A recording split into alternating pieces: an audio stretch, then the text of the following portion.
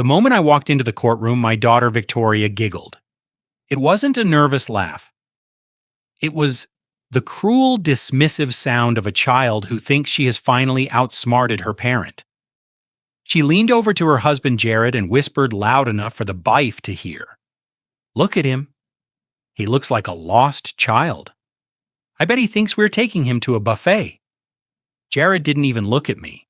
He just shook his head with that arrogant smirk I had wanted to wipe off his face for 15 years, staring at his phone as if checking the sports scores was more important than the man whose life he was trying to dismantle.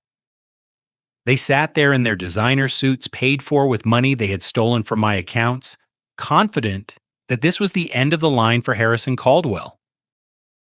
They thought they were looking at a senile, helpless, 70-year-old man who needed a guardian. But then the Honorable Judge Anderson looked up from his docket. He was a stern man, known for his lack of patience, but when his eyes met mine, the color drained from his face instantly.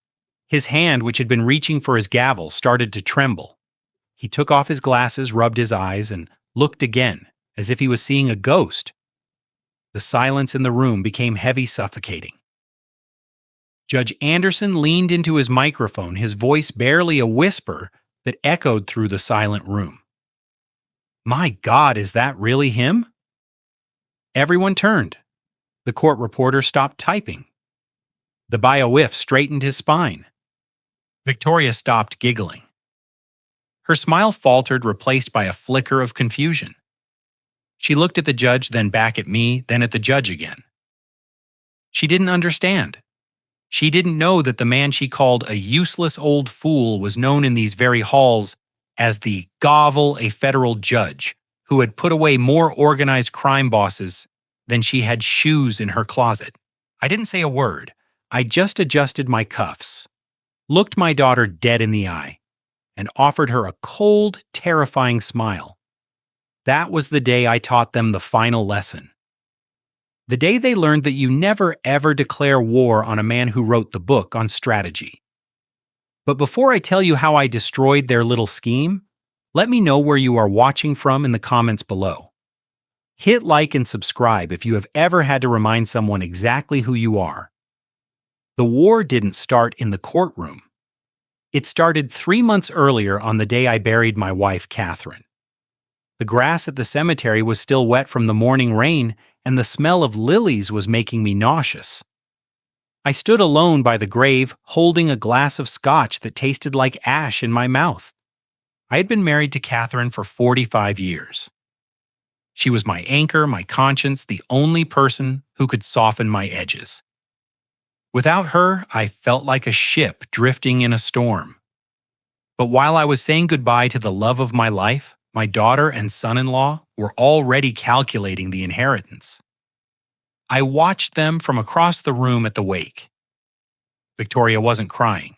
She was checking her makeup in her compact mirror. Jared wasn't comforting her. He was walking around my library, running his hands over my furniture, assessing the value of my antique book collection like an auctioneer. I have excellent hearing, a trait I kept hidden, just like I hid my sharp mind behind a mask of grief.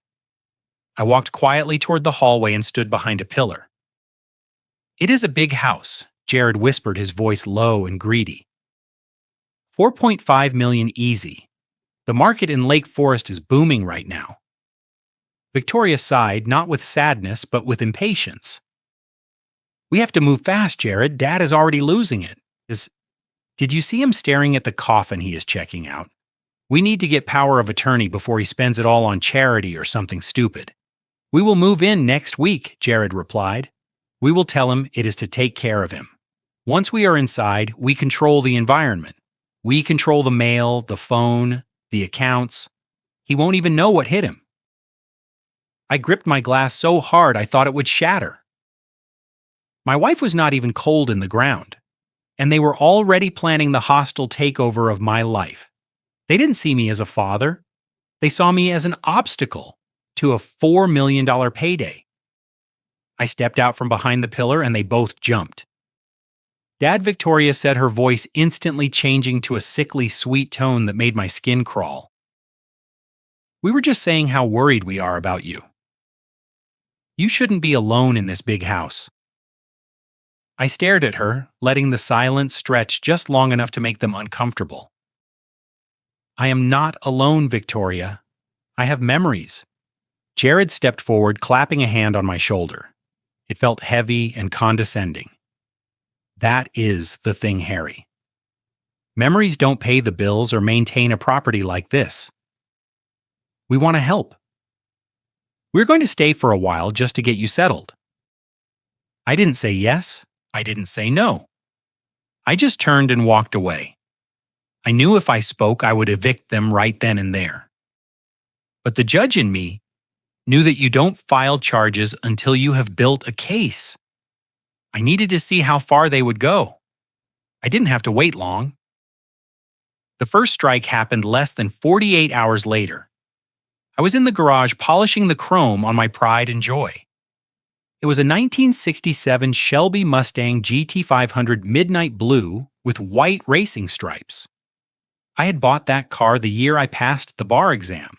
It wasn't just a car. It was a symbol of my independence, my history. It was valued at over $220,000. But to me, it was priceless. Jared walked into the garage, eating an apple, chewing loudly. Nice car, Harry.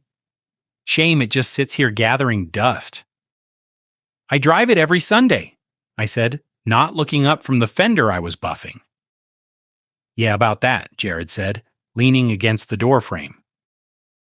Victoria and I were talking. We think it is unsafe for you to be driving a beast like this.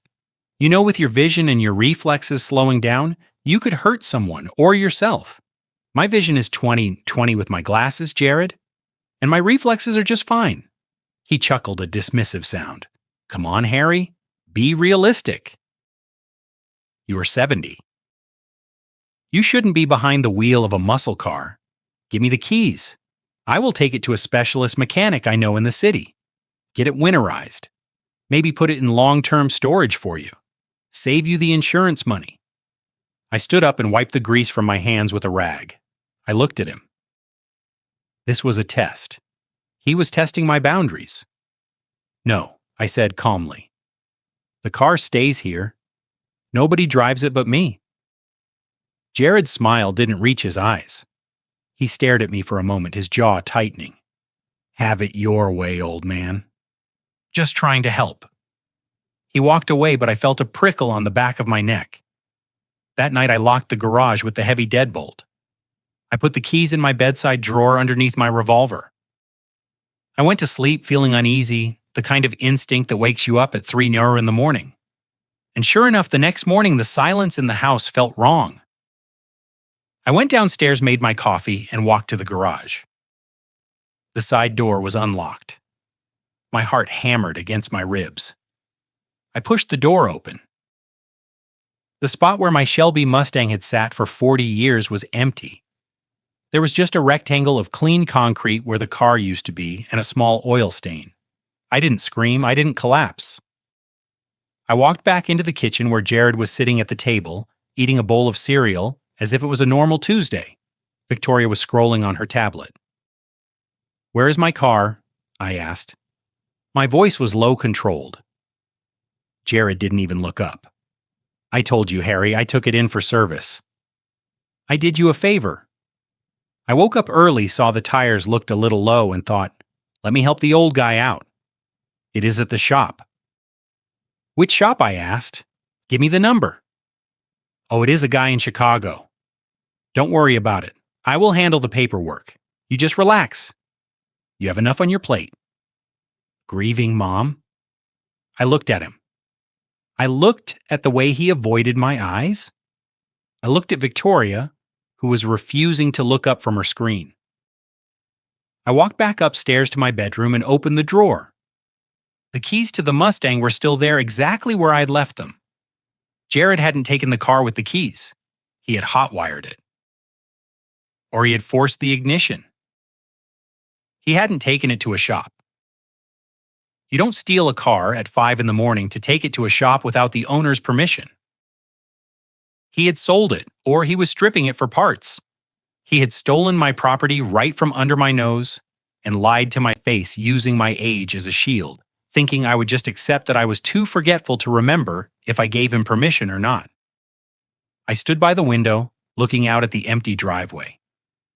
A cold, hard resolve settled in my chest. They thought they were dealing with a grieving, confused old pensioner. They thought they had just taken a toy away from a child. But they had just committed grand theft auto. They had just crossed the line from ungrateful children to criminals. I didn't call the police. Not yet. The police would just call it a civil dispute. They would say, "He is your son-in-law. He says he is helping you." No, I needed more. If I was going to take them down, I needed undeniable proof. I needed to let them think they were winning. I closed the drawer, I went back downstairs and sat opposite Jared. "Thank you, Jared," I said, forcing my voice to sound weak and defeated. "I suppose you are right. My eyes aren't what they used to be. Maybe it is better if I don't drive." Jared smirked at Victoria. "See, I told you he would understand." They exchanged a look of triumph. They thought I had surrendered. They had no idea that I had just declared war. And the Mustang was just the first casualty. The silence of the house didn't last long. It was replaced by the frantic, chaotic energy of an occupation. That is what this was. It was not a family moving in to care for an elderly relative. It was an occupation force seizing territory.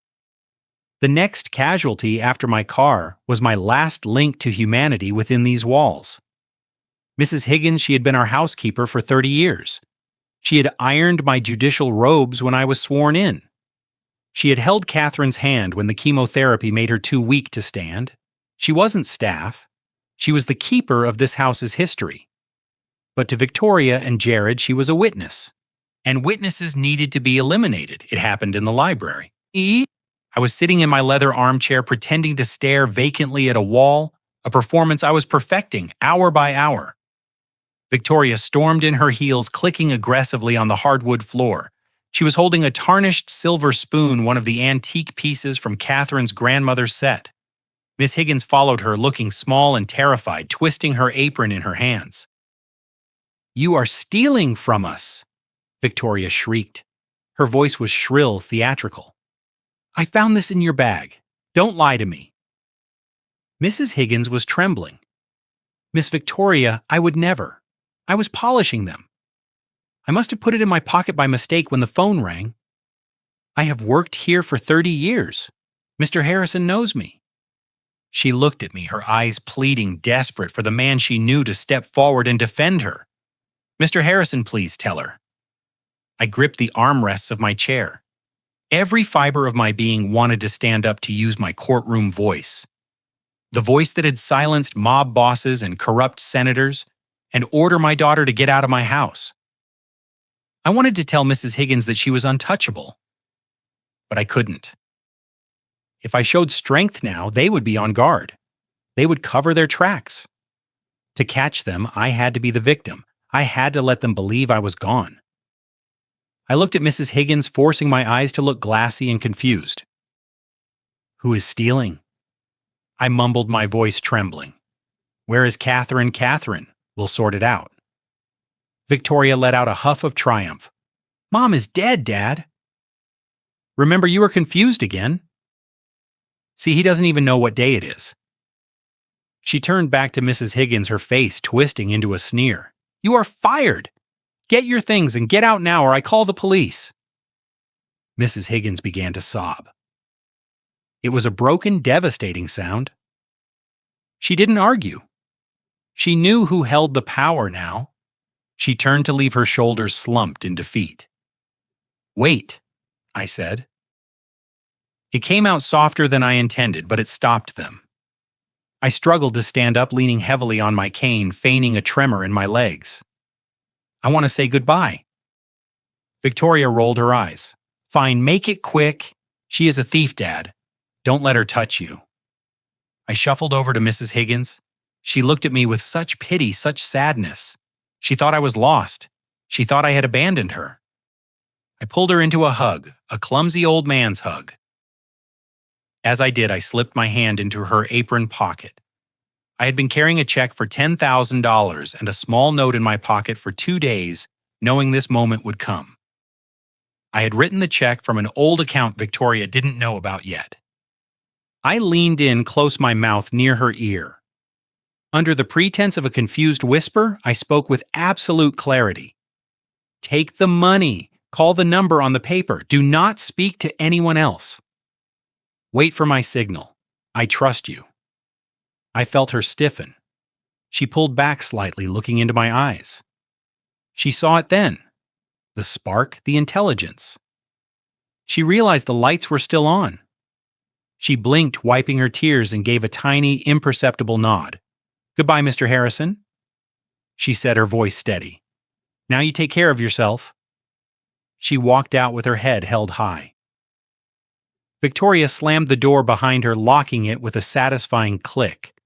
That is better, she said, dusting off her hands, as if she had just taken out the trash.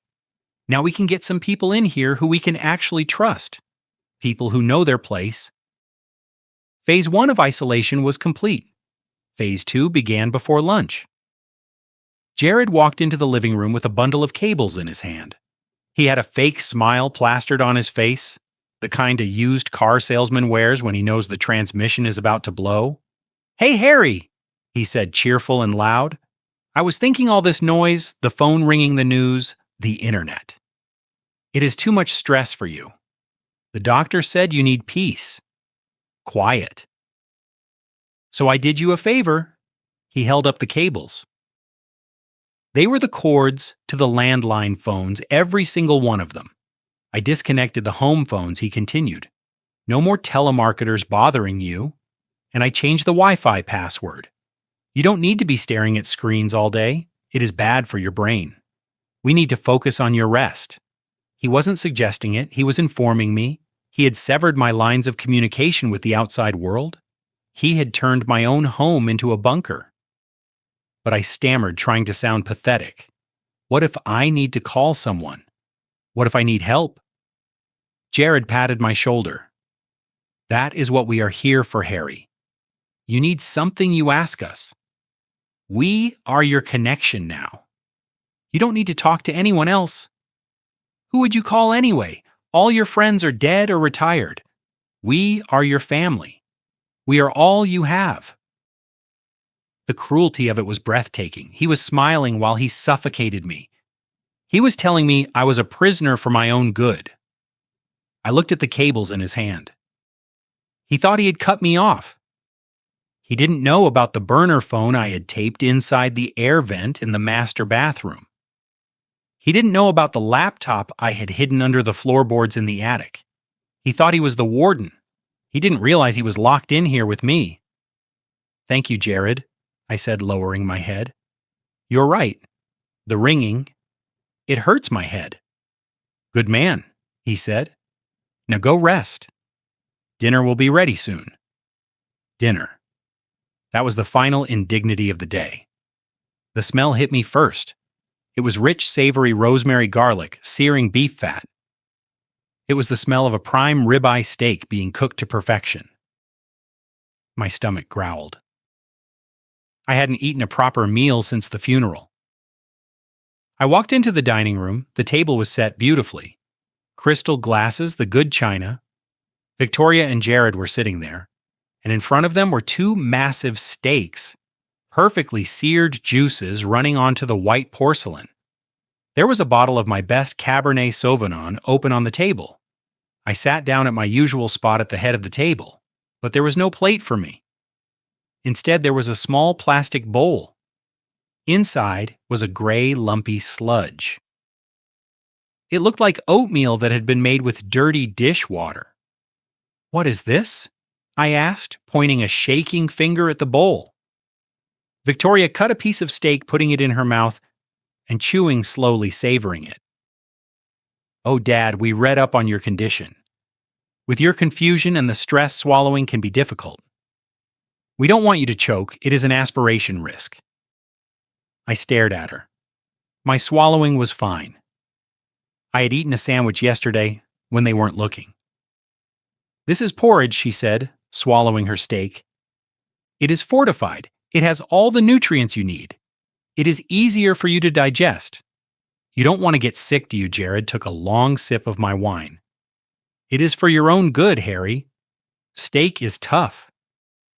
You have old teeth. Eat up. It will make you strong." I looked at the gray sludge. Then I looked at the steak. This wasn't about health. This was about dominance. They were reducing me to an infant. They were stripping away the last shreds of my dignity, forcing me to watch them feast on my wealth while I ate slop. They wanted me to break. They wanted me to beg. Or worse, they wanted me to get angry to throw the bowl to prove I was unstable so they could call the doctors. I picked up the spoon. My hand trembled not from age, but from a rage so hot it felt like it was burning my throat. I forced the spoon into the sludge. I lifted it to my mouth. It tasted like wet cardboard and shame. I swallowed it. I took another bite and another. I ate every single bite of that vile gruel while they watched smirking, talking about the renovations they were planning for the kitchen. I kept my eyes on the bowl. I didn't let them see the cold calculation in my gaze. I needed fuel. Even garbage fuel was fuel. I needed strength for what was coming. After dinner, they sent me to bed like a naughty child. "Go rest, Dad," Victoria said. "We have friends coming over to celebrate the move. You need your sleep." I climbed the stairs, my cane thumping rhythmically. I went into my room and closed the door. I didn't turn on the light. I lay on the bed, fully clothed, staring at the ceiling. Downstairs, the music started. I heard the pop of champagne corks. I heard laughter. Not just Jared and Victoria, but others. They were throwing a party on the day they fired my housekeeper, stole my car, and fed me slop. They were having a housewarming party in a house they didn't own yet. To the new owners, I heard Jared shout. A chorus of cheers followed. "This place is amazing," a stranger's voice yelled. "What about the old man?" "Don't worry about him." Victoria's voice floated up through the floorboards, shrill and drunk. "He's out of it. He will be in a home within the month. Then we can really redo this place. The money is basically ours already." I lay there in the dark, listening to them toast my demise. They were celebrating their victory. They were drunk on greed and arrogance. They thought the game was over. They didn't know the game had just begun. I reached under the mattress and pulled out a small black notebook. I turned on a pen light, shielding the glow with my hand. I wrote down everything. The date, the time, the firing of Mrs. Higgins, the theft of the silver spoon, the cutting of the phone lines, the withholding of food, the celebration downstairs, every insult, every lie, every stolen dollar. It was all going into the record. They were building their dream life, but they were laying the foundation on a landmine. And I was the one holding the detonator. "Sleep well, children," I whispered to the darkness. "Enjoy the party because the hangover is going to be fatal." The fog in my brain wasn't natural. I knew the aches of 70 years the way rain settled in the knees, or how a name might slip just out of reach for a moment. But this was different. This was a lead weight pressing down on my frontal lobe, a suffocating gray blanket that wrapped around my consciousness the moment I opened my eyes. I was sleeping 18 hours a day. My hands, which had once signed federal warrants without a tremor, were now shaking so violently I couldn't hold a pen to do the crossword. Victoria sat on the edge of my bed, smoothing the duvet with a look of practiced concern that never quite reached her eyes. "Dad, you are getting worse," she would whisper, her voice dripping with a sickly sweetness. "You forgot to eat lunch again. You are staring at the wall. We are so worried. It is the grief, Dad. It is eating you alive." I hadn't forgotten lunch. I had skipped it because the soup smelled metallic like copper pennies. But the constant gaslighting was eroding my defenses. Was I losing it? Was this the slide into darkness everyone feared? Then came the expert. It was a humid Tuesday afternoon. I was bundled in a blanket in the sunroom, fighting the crushing urge to close my eyes.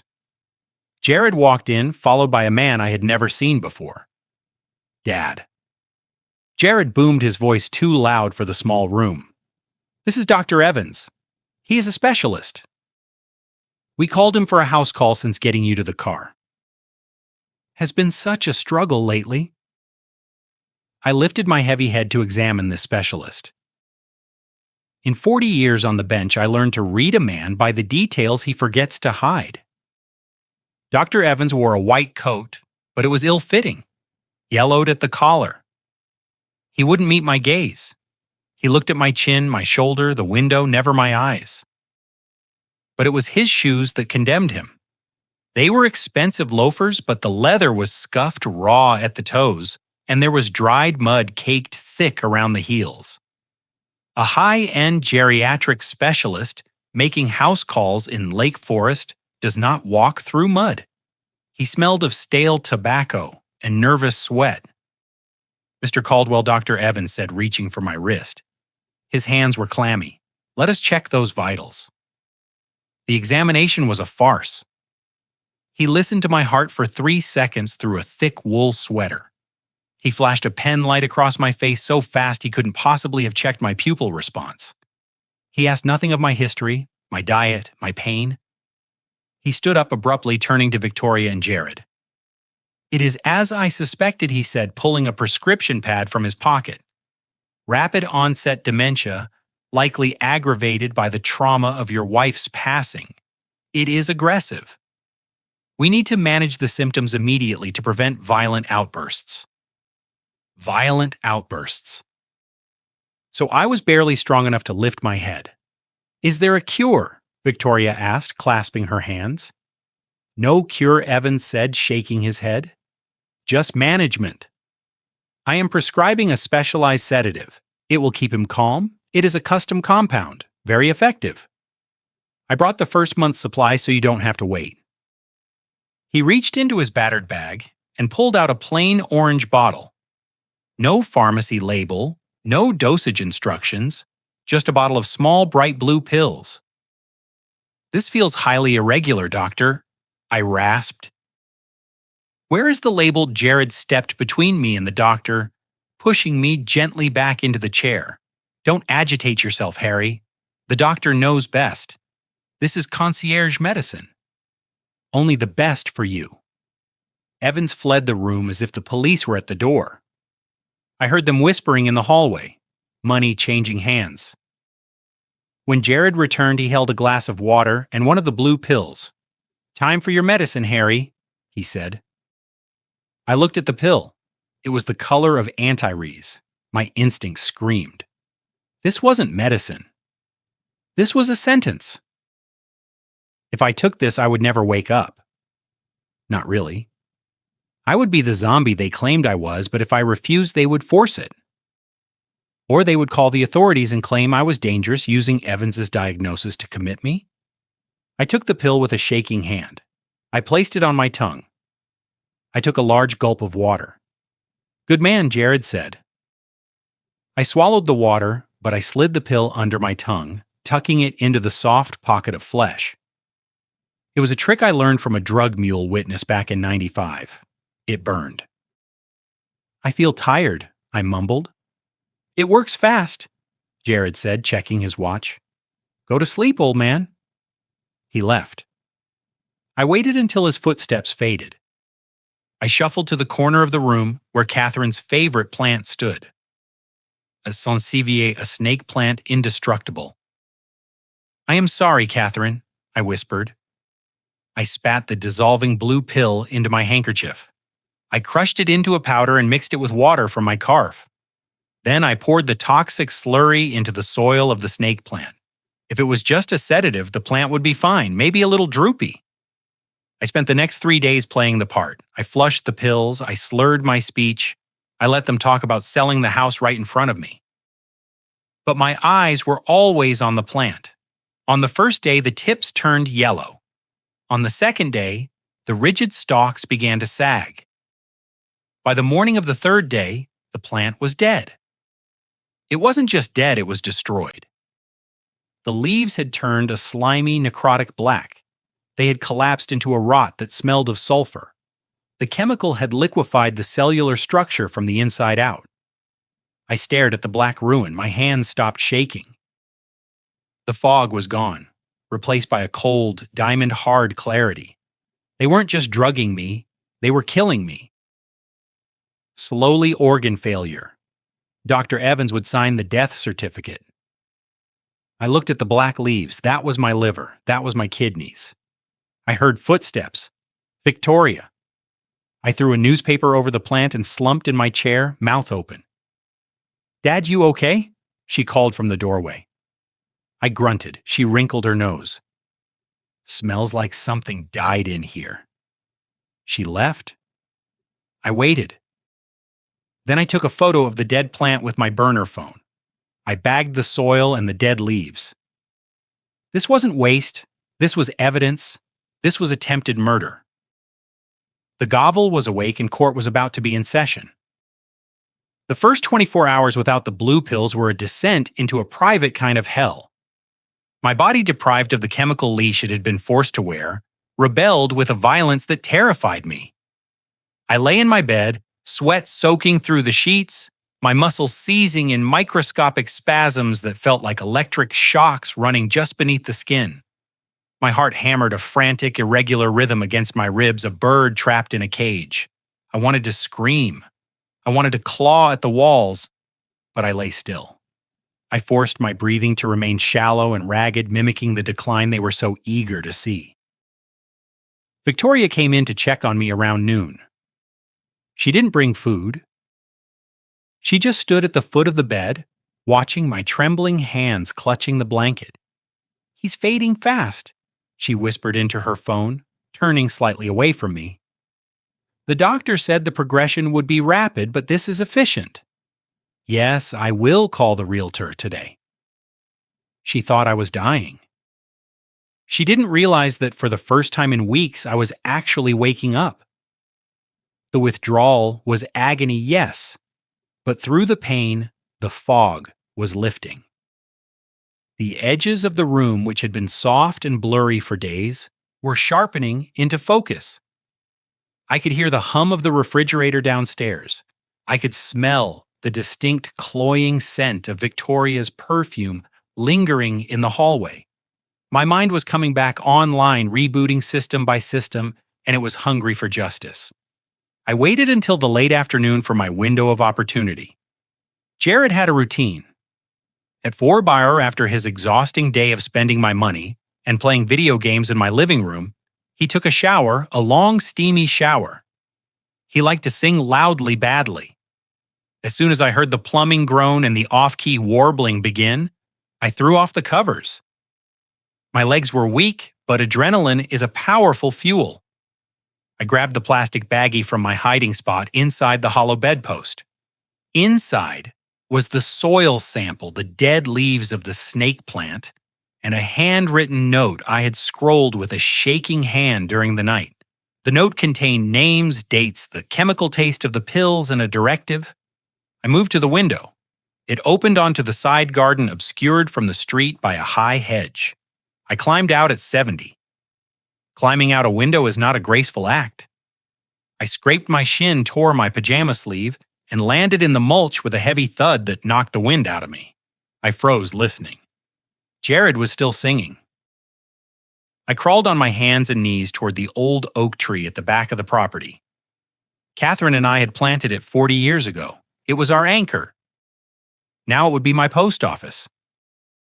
I dug a hole at the base of the trunk, using a silver spoon I had swiped from my dinner tray days ago. The earth was cool and damp. I placed the plastic bag in the hole. I covered it with dirt, patted it down, and scattered dead leaves over the spot to mask the disturbance. It looked natural, just another patch of ground in a neglected garden. I didn't go back to the window. I couldn't risk the climb. I slipped through the side door into the mudroom, moving like a ghost in my own home. I needed to send the signal. I made my way to the basement. The air down there was cool and smelled of dust and old paper. It was the smell of my archives boxes of case files I had kept from my years on the bench. Victoria and Jared never came down here. It was too dark, too dirty for their tastes. They preferred the marble and light of the upper floors. I walked to the utility panel in the far corner. I pried open the metal casing. Taped to the inside was a Nokia brick phone, a relic from the early 2000s. I kept it charged. I kept it prepaid. Paranoia. Catherine used to call it preparation. I had corrected her. I turned it on. The battery was full. I dialed a number I knew by heart. It rang twice. Law Office of Sarah Jenkins. A sharp professional voice answered. I didn't identify myself. I didn't say hello. I spoke in a code we had established 2 decades ago when she was my clerk and we were dealing with threats from the cartel. The docket is full. Sarah, I rasped. We have a motion to dismiss on the grounds of toxicity. Evidence is filed at the Oak. The client is compromised. There was a pause, a silence that lasted 2 heartbeats. Then Sarah's voice changed. It lost its administrative polish and became steel. Understood, Your Honor. Is the client secure negative hostile environment immediate action required? I will draft the writ. Stay low. The line went dead.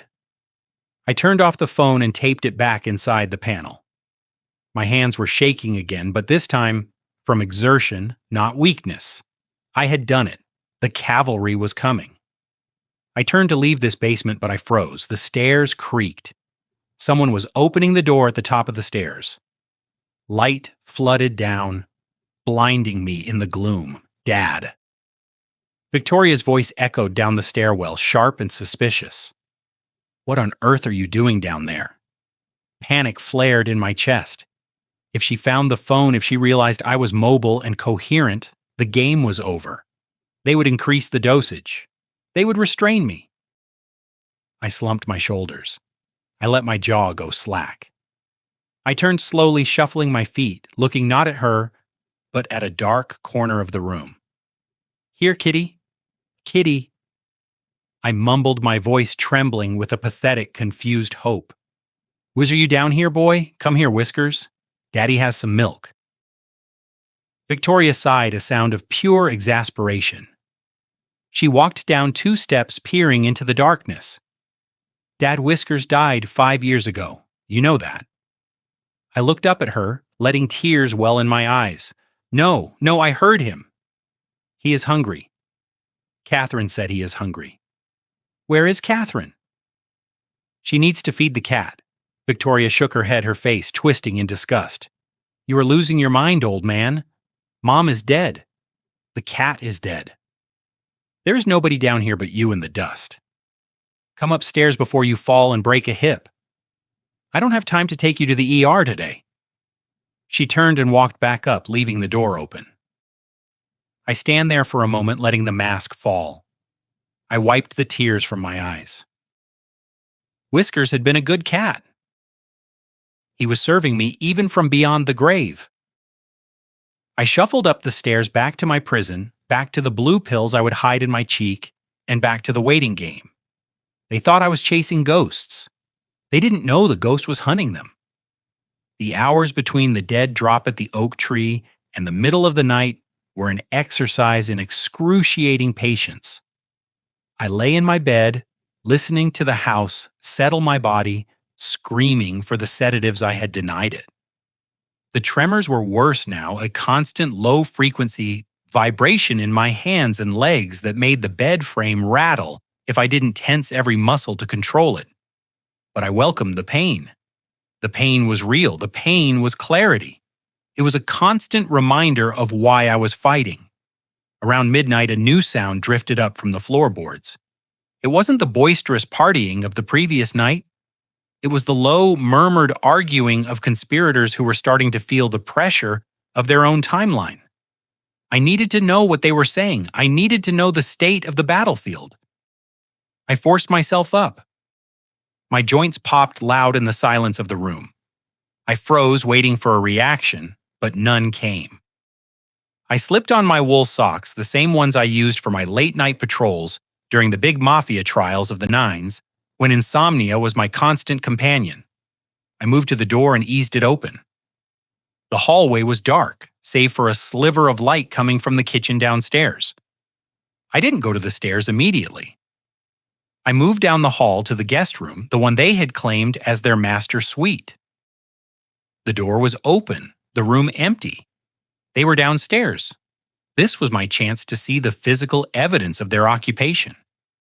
I slipped inside their room. It smelled of stale perfume and greed. My eyes adjusted to the gloom, and my heart sank. The room was a disaster zone of my possessions. On the dresser, Victoria had piled Catherine's jewelry boxes. Not the costume jewelry, but the velvet boxes from the safe I thought I had hidden well enough. I walked over my steps, silent, on the carpet. I opened the top box. It was empty.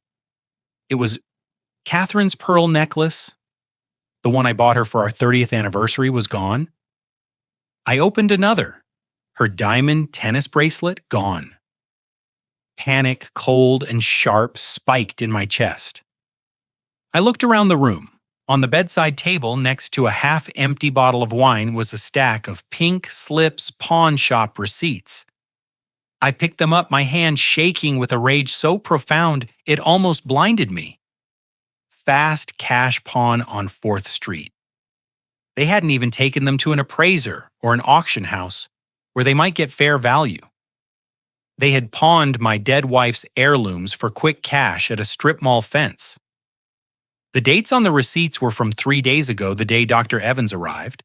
They were liquidating the assets to pay for the poison. I memorized the address. I memorized the ticket numbers. I would get them back. I would burn down the pawn shop if I had to, but I would get them back. I put the receipts back exactly as I found them. I turned to leave, but something under the bed caught my eye. A heavy metal briefcase. It wasn't mine, it was Jared's. I knelt down my knees, protesting on the hard floor. The case was locked, a simple 3-digit tumbler. Jared was not a complex man. I tried the first combination that came to mind. 777, the slot machine jackpot. The latch clicked open. I lifted the lid. Inside there were no papers. There was cash, stacks of it. Rubber-banded rolls of 100 bills. It looked like $20,000, maybe $30,000. But next to the cash was something that made my blood run cold. It was a gun, a snub-nose 38 Special.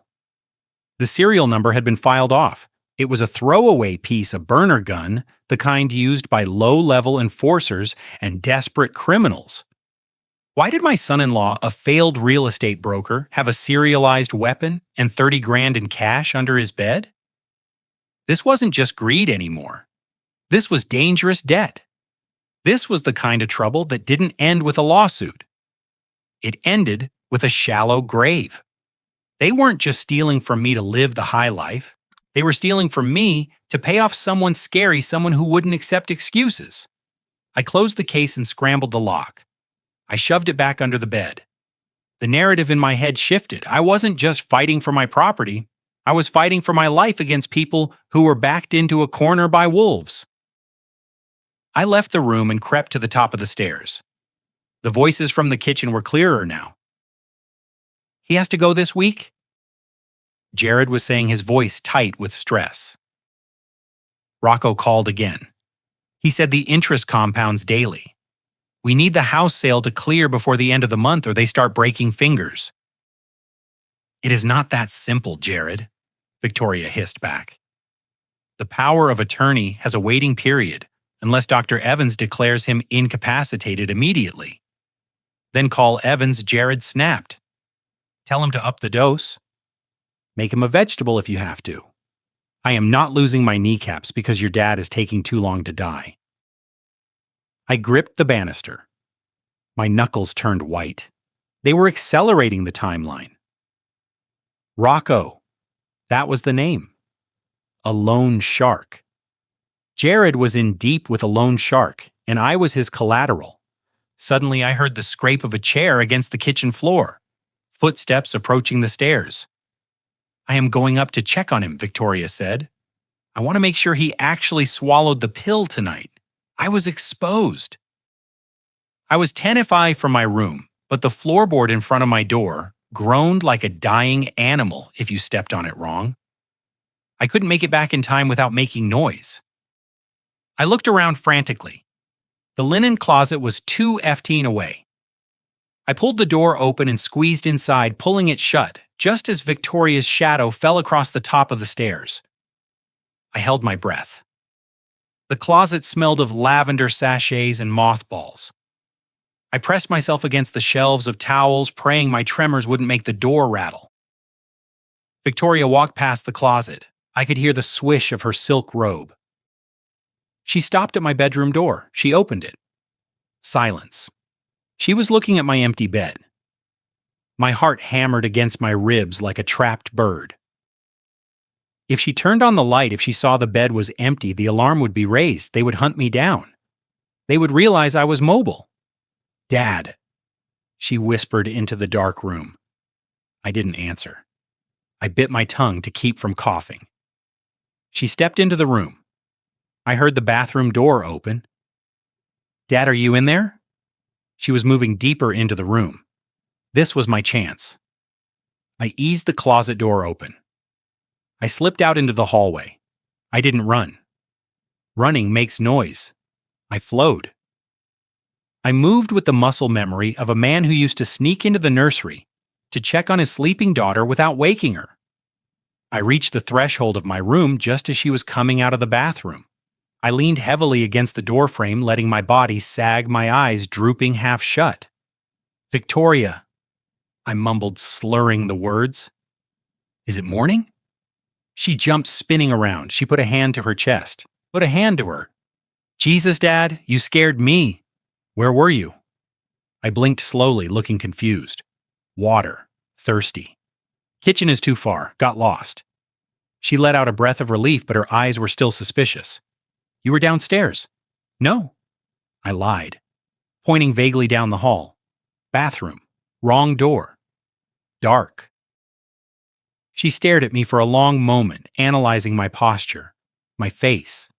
I let a little drool escape the corner of my mouth.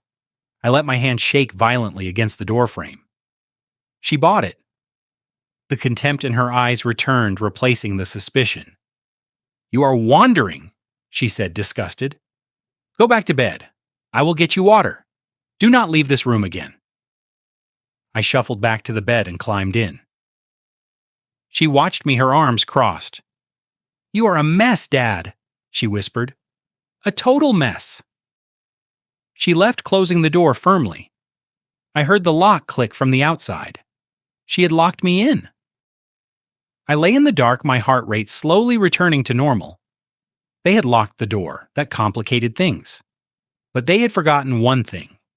This was my house. I built it. I knew its secrets.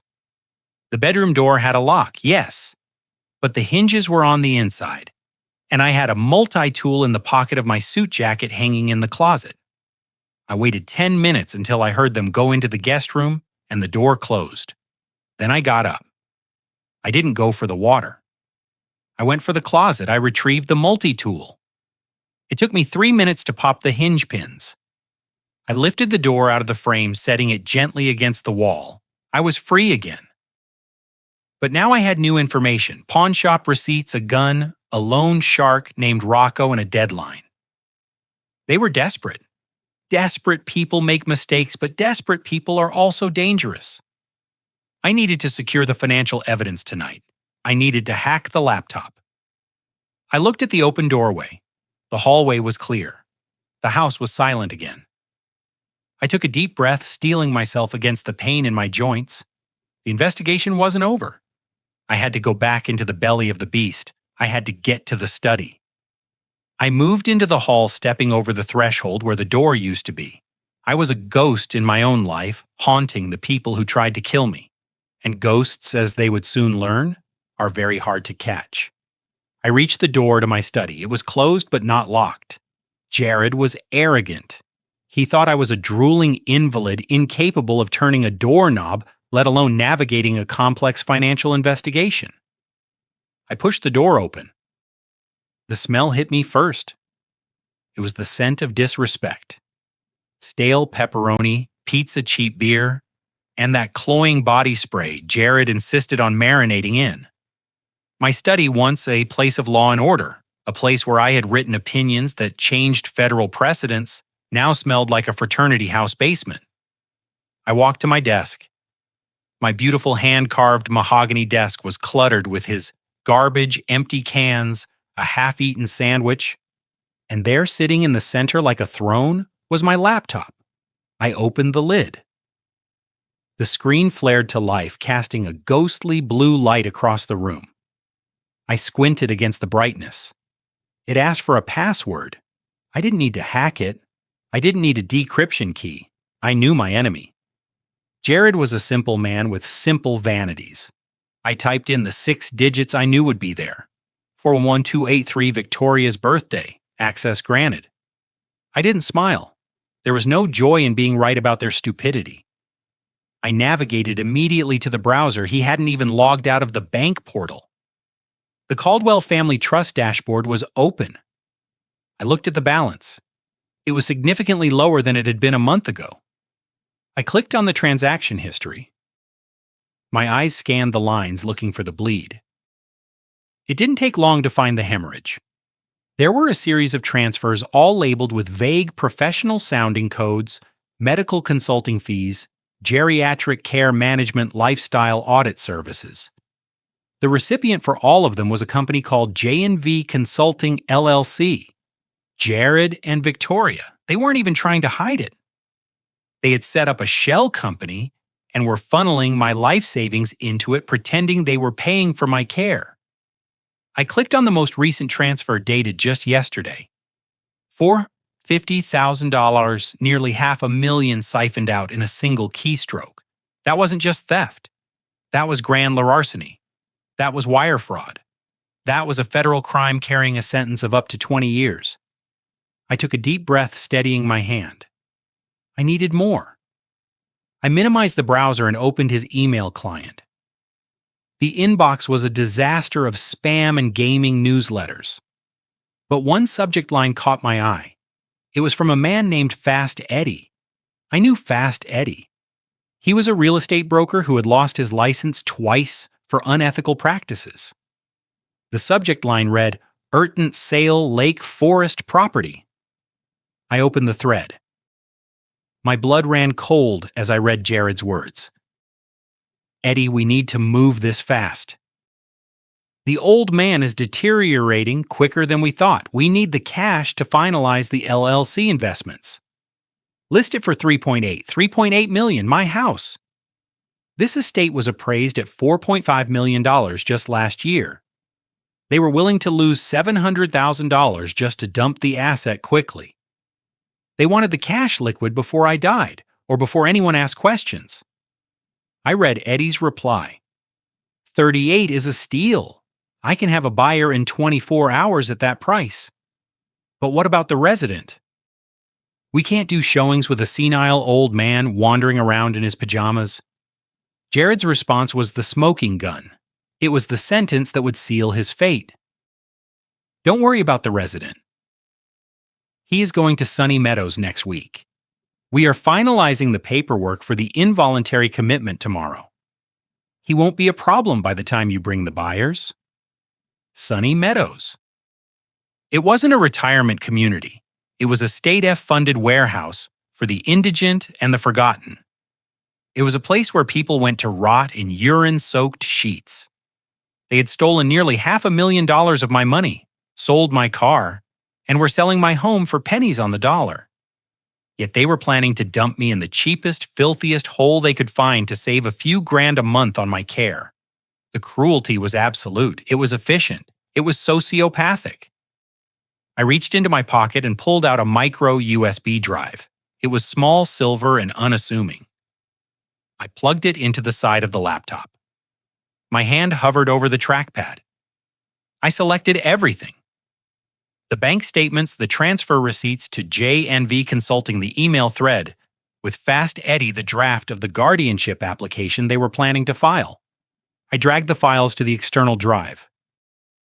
The progress bar appeared, a green line slowly filling up. Copying items.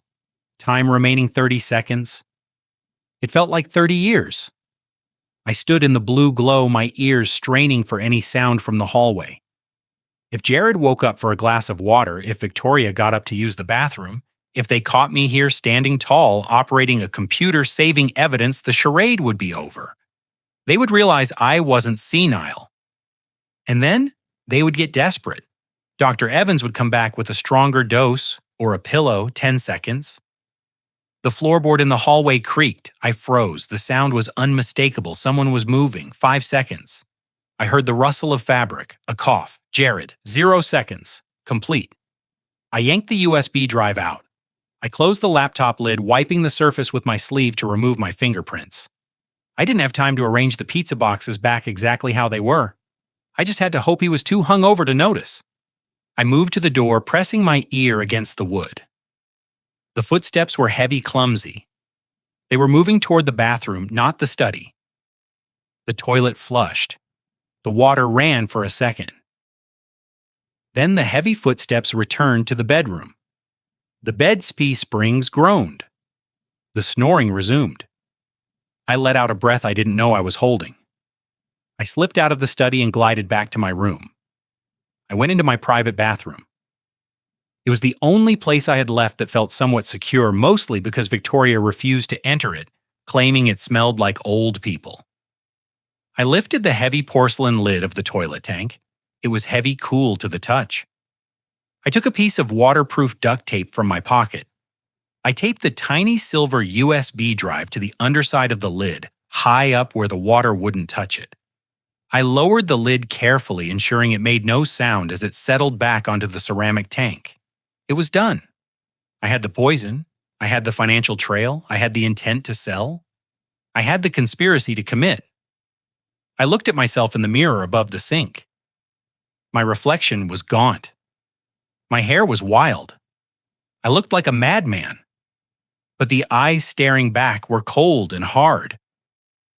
They wanted to put me in Sunny Meadows next week. They wanted to sell my sanctuary for a quick payout. They wanted to erase Harrison Caldwell. I walked back to my bed and climbed in. I pulled the covers up to my chin. I stared at the ceiling, waiting for the sun to rise. I wouldn't sleep tonight. I didn't need sleep. I needed to rehearse. Tomorrow they would bring the papers. Tomorrow they would try to trick me into signing away my life. I closed my eyes and smiled in the dark. Let them come. I had a surprise for them. The trap was set. The evidence was secure. And the judge was ready to deliver his verdict. They thought they were the predators. They had no idea they were locked in a cage with a lion.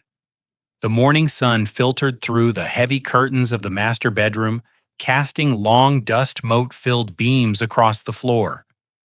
It should have been a beautiful day, the kind Catherine and I would have spent drinking coffee on the patio, watching the cardinals nest in the oak tree. Instead, the air in the room felt stagnant and heavy, charged with a predatory anticipation. I sat in my wheelchair by the window, a prop they had insisted on buying from a second-hand medical supply store to further their narrative of my rapid decline. I didn't need it, but I sat in it, letting my head lolled to the side, my mouth slightly open, waiting for the performance to begin. At 9 sharp, the door opened. Victoria walked in. She wasn't wearing her usual loungewear. She was dressed in a sharp business suit, her hair pulled back in a severe bun. She looked like she was going to a board meeting, or perhaps a hostile takeover. In her hand, she carried a thick manila envelope and a black fountain pen. Jared hovered in the doorway behind her, his arms crossed, his eyes darting around the room as if checking for invisible witnesses. "Good morning, Dad," Victoria said. Her voice was bright, too loud, the way one speaks to a child or a simpleton. "We have some good news. I found a new insurance plan for you. Better coverage, better doctors. We just need to get the paperwork out of the way so we can enroll you today." She placed the stack of papers on the small table in front of me. I looked down at them through half-closed eyelids. The top page was indeed a generic medical history form, something innocuous, but the edges of the papers underneath were slightly misaligned. I saw the bold capitalized font peeking out from the second page. Durable power of attorney revocation of prior directives, asset control authorization. These weren't insurance forms. This was a complete surrender of my legal existence. If I signed these, Victoria would have the power to sell my house, liquidate my investments, empty my bank accounts, and make medical decisions on my behalf, including the decision to cease care. It was a death warrant disguised as bureaucracy. I need a pen. I mumbled my words, slurring together. Here, Daddy, use this one. Victoria uncapped the fountain pen and pressed it into my right hand. My hand trembled. It wasn't entirely an act. The residue of the sedatives and the stress of the last few days had taken a toll, but I exaggerated the tremors, letting the pen wobble violently between my fingers. I lowered the nib to the paper. Just sign right there at the bottom, Victoria urged, tapping a manicured fingernail on the signature line. I tried. I really did. I dragged the pen across the paper, creating a jagged, ink-blotted line that looked nothing like a signature. It looked like a seismograph reading of an earthquake. I let the pen slip from my fingers. It clattered onto the table, rolling across the document and leaving a smear of black ink. Oops, I whispered. Dropped it. Victoria sighed a sharp intake of breath through her nose. She picked up the pen and wiped the ink off the page with her thumb. It is okay, Dad. Just try again. Focus. Hold it tight. She jammed the pen back into my hand. This time she wrapped her fingers around mine, squeezing hard. Her skin was cold. Her grip was painful, her nails digging into the thin skin of my knuckles. I will help you, she said, her voice tight. We will do it together. She began to force my hand to move. She was trying to guide me to write Harrison Caldwell. This was it, the moment of truth. If I let her guide my hand, a forensic handwriting expert might later argue that I had assistance, but they could also argue that the intent was there. I couldn't let a legible signature appear on this document. I decided to escalate the chaos. I felt a tickle in my throat summoned from the depths of my lungs. I coughed a dry, hacking cough, then another. I convulsed in the chair, jerking my arm back violently. The pen tore through the paper, a long, ugly rip right through the signature line of the power of attorney document. I dropped the pen again, hacking and wheezing, doubling over as if I couldn't breathe. Oh, for God's sake! Jared shouted from the doorway. He ruined it. Victoria stared at the torn paper. Her face went red. The mask of the caring daughter dissolved completely, revealing the monster underneath. She didn't ask if I was okay. She didn't get me water.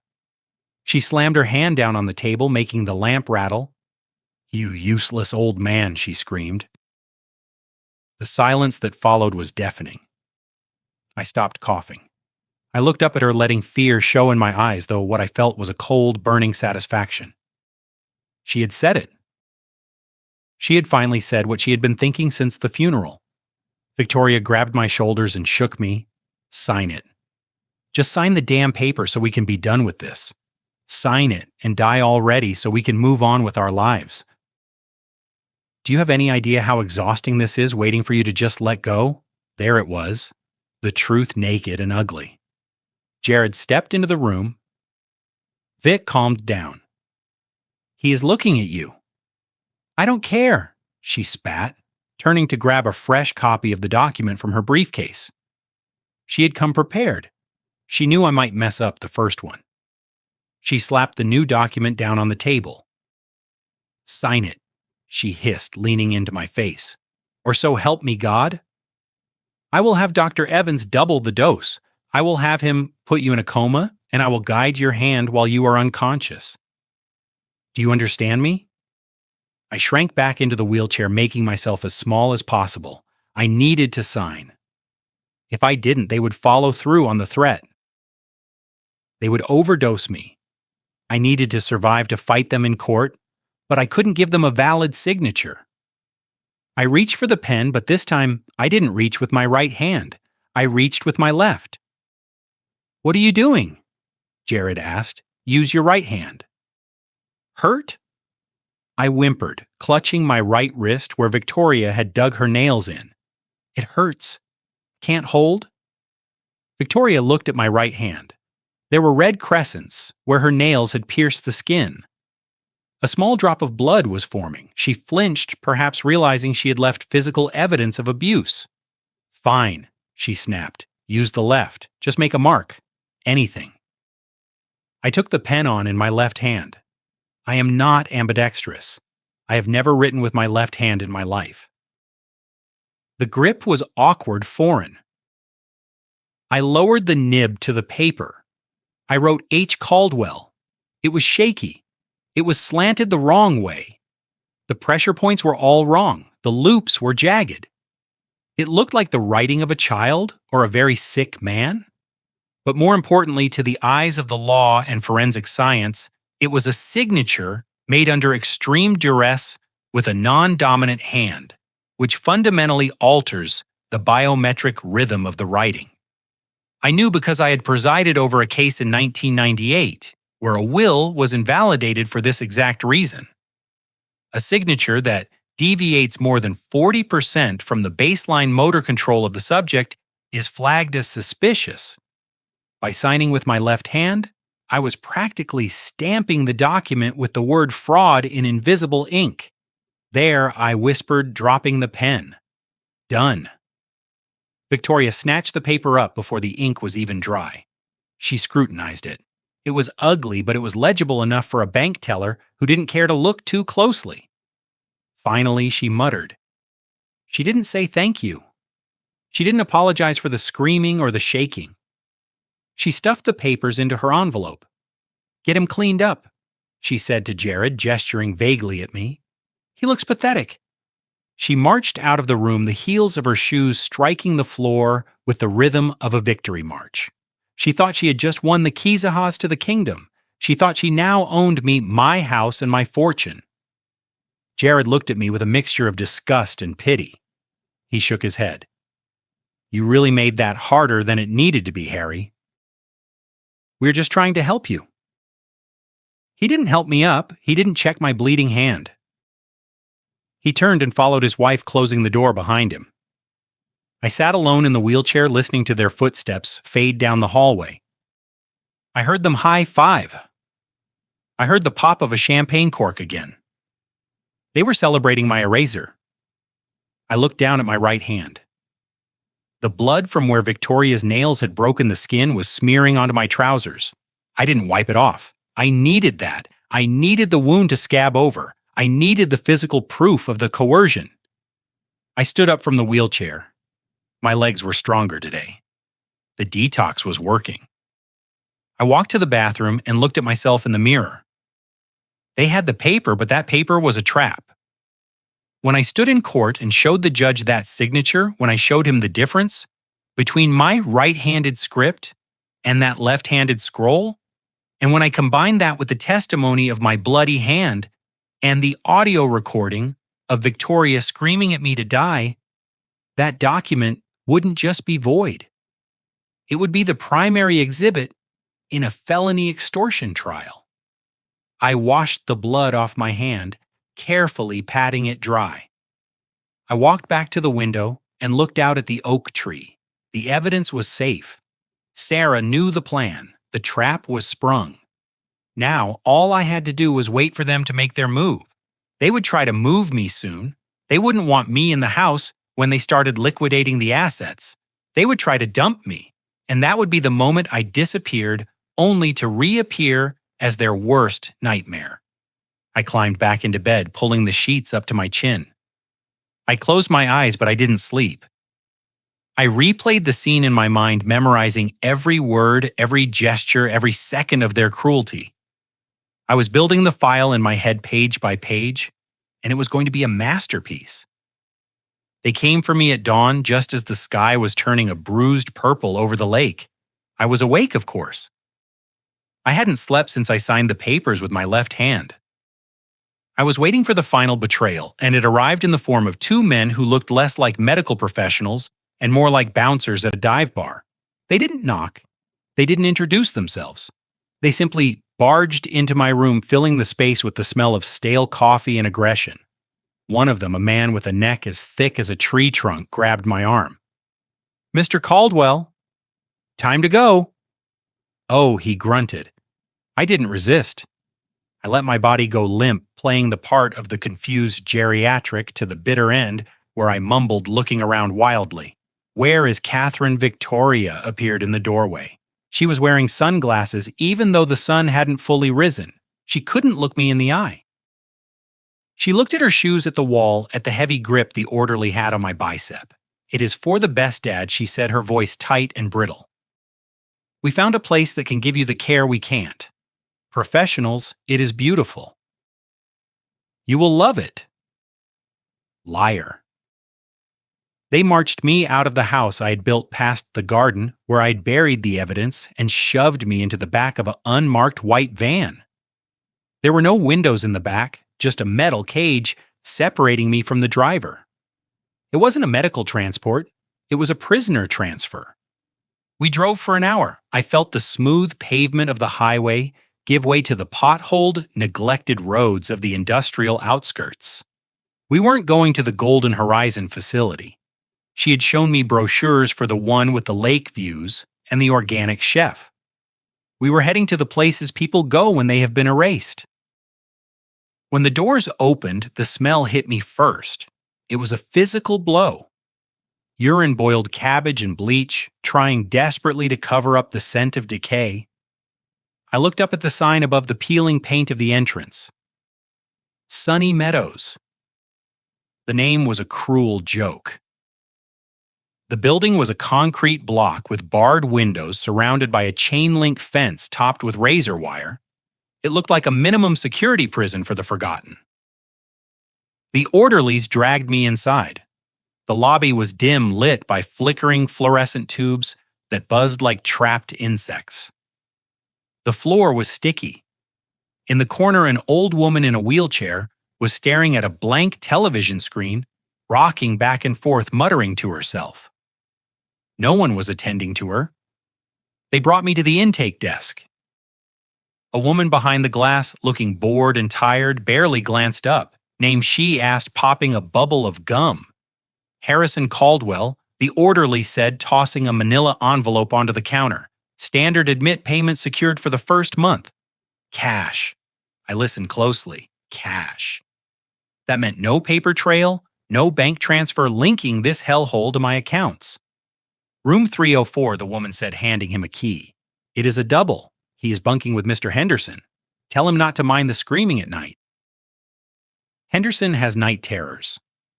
They dragged me down a hallway that seemed to stretch into infinity. The rooms were cells.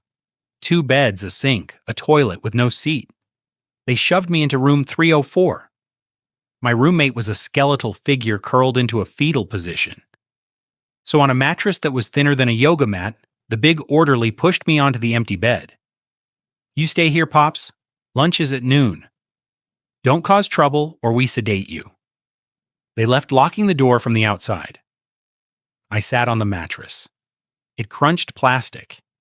They had put plastic covers on the mattress to make it easier to hose down. I looked around the room. There was mold growing in the corner of the ceiling. The window was caked with grime so thick I couldn't see outside. This was it. This was their plan. They had stolen my car, my money, my home, and now my freedom. And the cost? I saw a flyer taped to the back of the door. Monthly rates starting at $800. $800. I did the math in my head, a cold fury rising in my chest. They had just cleared nearly $500,000 from my trust. They were about to sell my house for almost $4 million. And they had dumped me in a place that cost less than their monthly car lease. They weren't just greedy. They were cheap. They didn't just want me gone. They wanted to maximize the profit margin on my disposal. They valued my life, my comfort, my dignity at $800 a month. I sat there for 2 hours. I listened to Mr. Henderson moan in his sleep. I watched a cockroach scuttle across the floor. I felt the weight of the injustice pressing down on me, turning the carbon of my anger into a diamond of resolve. Then I checked my watch. It was 10 a.m. If my calculations were correct, Victoria and Jared were currently at brunch toasting to their new freedom. They thought I was processed, locked away, and silenced. They had likely thrown away my phone, assuming I was too senile to know how to use it anyway. But they forgot one thing. I was the Gavel, and I never went into a high-stakes situation without backup. At 10:15 a.m., the front doors of Sunny Meadows burst open. I heard it from my room down the hall. A commotion voices raised not the usual shouts of the residents, but a sharp, authoritative voice that cut through the stagnant air like a knife. I demand to see the director immediately. It was Sarah. I stood up. I walked to the door and pressed my ear against it. "You cannot just barge in here," the receptionist squeaked. "I am a partner at Jenkins and Associates." Sarah's voice boomed, echoing off the linoleum. "I have a writ of habeas corpus issued by the federal court of the Northern District of Illinois signed by Judge Anderson himself not 20 minutes ago. You are holding a United States citizen against his will without valid medical cause and based on fraudulent power of attorney documents. If you do not open door 304 in the next 30 seconds, I will have this entire facility shut down for health code violations, elder abuse, and kidnapping before you can finish popping that gum. Do you understand me?" There was a silence then. The frantic jingle of keys. Footsteps hurried down the hall. Not the heavy plodding of the orderlies, but the sharp, rapid click of expensive heels. The lock turned. The door swung open. Sarah stood there. She was a vision of legal vengeance. She wore a tailored black suit that cost more than this entire building. She held a leather briefcase in one hand and a court order in the other. Behind her, the facility director, a sweating man in a cheap tie, looked like he was about to vomit. "Mr. Caldwell." Sarah said, her voice softening just a fraction as she looked at me. "Are you ready to check out?" I straightened my spine. I brushed a speck of dust from my pajama sleeve. I looked at the director. "I will be expecting a full refund of the $800, I said calmly. "And I suggest you get a lawyer. A good one." We walked out of Sunny Meadows without looking back. Sarah's car, a black S-Class Mercedes, was idling at the curb. The driver opened this door for me. The leather seats were soft, smelling of new car and safety. As soon as the door closed, shielding us from the stench of the facility, Sarah handed me a bag. "I took the liberty of stopping at your tailor," she said. "And I brought your shaving kit. I didn't waste time." While we drove back toward the city, toward the courthouse, I transformed. I used the vanity mirror and the electric razor to shave off the gray stubble of the senile old man. I wiped the grime from my face with a hot towel from the car's cooler. I stripped off the humiliating pajamas Victoria had dressed me in and put on the charcoal three-piece suit Sarah had brought. It was my armor. The fabric was familiar, empowering. I tied my tie, a Windsor knot, perfect and tight. I put on my gold cufflinks. I slid my watch onto my wrist. I looked at my reflection in the glass. The old man who shuffled and mumbled was gone. In his place sat Harrison Caldwell. Sarah watched me, a small, fierce smile playing on her lips. "We have the toxicology report from the FBI lab." She said, "Racemic low dose mixed with benzoypines. Enough to mimic dementia, enough to kill you in a month. And the bank records I asked adjusting my cuffs secured. The transfer to the shell company is traced. The sale listing for the house is preserved. We have them, Harry, dead to rights." Jared, I looked out the window. The skyline of Chicago was rising before us, gleaming in the sun. Somewhere in that city, my daughter and her husband were laughing, spending money that wasn't theirs, thinking they had won. They had no idea that the storm was coming. I turned to Sarah. The time for gathering evidence was over. The time for mercy had passed 3 months ago when they sold my car. I checked my watch. We had a hearing at 1 hour. "Step on it," I said to the driver. Then I looked at Sarah, and for the first time in months, I smiled. It wasn't a nice smile. It was the smile of a predator who has just spotted its prey in the open. "It is time to hunt, Sarah. Let's go to court." The oak doors of courtroom 3B were heavy solid wood that had absorbed the echoes of 1,000 lies and 1,000 verdicts. I stood outside them for a moment, adjusting my cufflinks, feeling the cool, familiar weight of the courthouse air. It smelled of floor wax, old paper, and the distinct metallic tang of anxiety. To most people, this smell induced fear. To me, it smelled like home. Sarah stood beside me, her hand resting lightly on the brass handle. She didn't say anything. She didn't have to. She knew the play. She pushed the doors open and we stepped into the arena. The scene inside was a masterpiece of staged grief. Victoria and Jared were sitting at the plaintiff's table, dressed in somber, expensive black. Victoria was dabbing at her dry eyes with a lace handkerchief, her shoulders shaking with a performance of sorrow that would have been moving if I hadn't known she was checking her stock portfolio on her watch 5 minutes ago. Jared sat beside her, his head bowed, playing the part of the stoic, burdened son-in-law, the man forced to make the hard choice for the family's own good. Their lawyer, a slick man named Mr. Sterling, with a suit that cost more than my first car, was standing before the bench, his voice dropping to a theatrical hush. "Your Honor," he intoned, gesturing vaguely to the empty seat where I was supposed to be. "This is not a petition we bring lightly. Mr. Caldwell was a titan of the community, a man of immense respect. To see him reduced to this state, to a man who attacks his own caregivers, who wanders the streets, confused, who cannot even feed himself, it is a tragedy. But for his own safety, and to preserve the remains of his estate from his own chaotic impulses, we must ask for immediate and total emergency guardianship. We have the medical reports from Dr. Evans citing rapid cognitive collapse. We have the incident reports. We have no choice." Judge Anderson sat behind the high bench, looking over his spectacles. I knew Anderson 20 years ago. He was a young prosecutor who had been framed for evidence tampering by a corrupt police chief.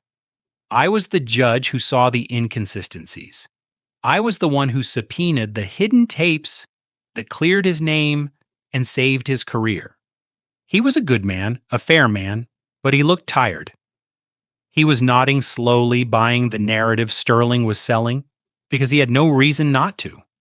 He hadn't seen Harrison Caldwell in 10 years. He expected to see a ghost. And then I stepped into the aisle. The sound of my shoes on the marble floor was sharp and rhythmic. Click, click, click. It wasn't the shuffle of a slippered invalid. It was the march of a soldier returning to the front lines. The sound cut through Sterling's monologue, heads turned. The court reporter stopped typing.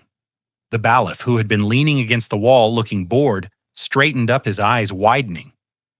I walked down the center aisle, my back straight, my chin held high. I wasn't using a cane. I wasn't wearing the stained pajamas they had sent me away in. I was wearing my charcoal 3-piece suit, the one I had worn to my own retirement ceremony. I looked impeccable. I looked dangerous. Victoria turned in her seat. When she saw me, her initial reaction wasn't fear. It was amusement. She was so deep in her delusion, so convinced of her own victory, that she couldn't process the reality in front of her. She giggled. It was that same cruel, dismissive sound that had haunted me for months. She leaned over to Jared, whispering loud enough to carry in the sudden silence. "Look at him. He looks like a lost child playing dress-up. I bet he thinks we are taking him to a buffet. He probably doesn't even know where he is." Jared didn't look at me. He shook his head, a smirk playing on his lips, turning his gaze away, as if looking at me was beneath him. He was already spending the money in his head. He was already redesigning the kitchen. But Judge Anderson wasn't looking at them. He was looking at me. As I passed the bar and stepped into the well of the court, Anderson's face went pale. The blood drained from his cheeks so fast I thought he might faint. His hand reaching for his water glass began to tremble. He took off his glasses, rubbed his eyes, and looked again.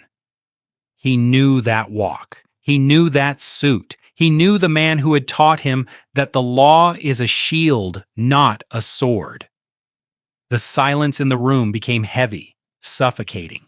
It pressed against the eardrums. Judge Anderson leaned into his microphone. His voice was barely a whisper, but it boomed through the speakers like a thunderclap. My God, is that really him? Victoria stopped smiling. She looked at the judge, confused by his reaction. She didn't understand. She thought I was just her senile father. She didn't know I was a legend in this building. She didn't know that the man sitting on the bench considered me his mentor, his savior. I didn't stop at the defendant's table. I walked right past Mr. Sterling, who stumbled back as if he had been physically pushed by the force of my presence. I walked until I was standing directly in front of the bench, eye to eye with the man who held the power to destroy me or save me. I looked at Anderson. I gave him a small, almost imperceptible nod, a signal. I am here. I am awake, and I am angry. Then I turned slowly to face the courtroom. I looked at Victoria. Her smile was gone, now replaced by a flicker of unease. She was starting to realize that the script had changed. I looked at Jared, who was finally looking up from his phone, his mouth slightly open, a line of sweat appearing on his forehead. I didn't sit down. I didn't wait for a lawyer to speak for me. Sarah sat quietly at the counsel table, opening her briefcase, ready to hand me the ammunition. But I was the one pulling the trigger. I turned back to the judge. I placed my hands on the podium. They were steady. Rock steady. Your Honor, I said, my voice deep and resonant. The voice that had sentenced men to life without parole. The voice that had been silent for 3 months of hell. I apologize for the interruption. My daughter and her husband seem to be laboring under a significant misapprehension regarding my mental faculties. They believe they are here to collect a guardianship over a helpless old man. I paused, letting the words hang in the air. I turned my head, slightly catching Victoria's eye. She looked terrified, but I am not here to defend my competency, Judge Anderson. I am here to act as a prosecutor. I am appearing pro se, and I'm not asking for a dismissal. I took a breath, filling my lungs with the air of the courtroom, the air of justice. Your Honor, I demand that the docket be amended immediately. I am filing a cross petition. I request that this court try the petitioners, Victoria Caldwell and Jared Miller, on charges of grand larceny, elder abuse fraud, and attempted murder.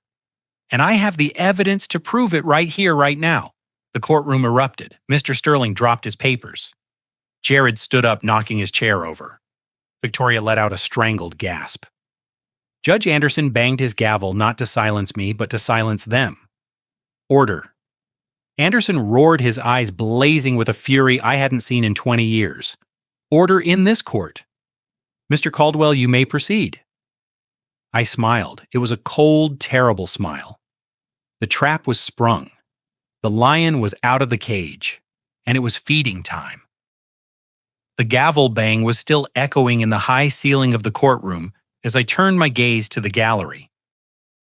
The silence was absolute, a vacuum created by the sudden shift in power. Victoria was gripping the edge of the table so hard her knuckles were white.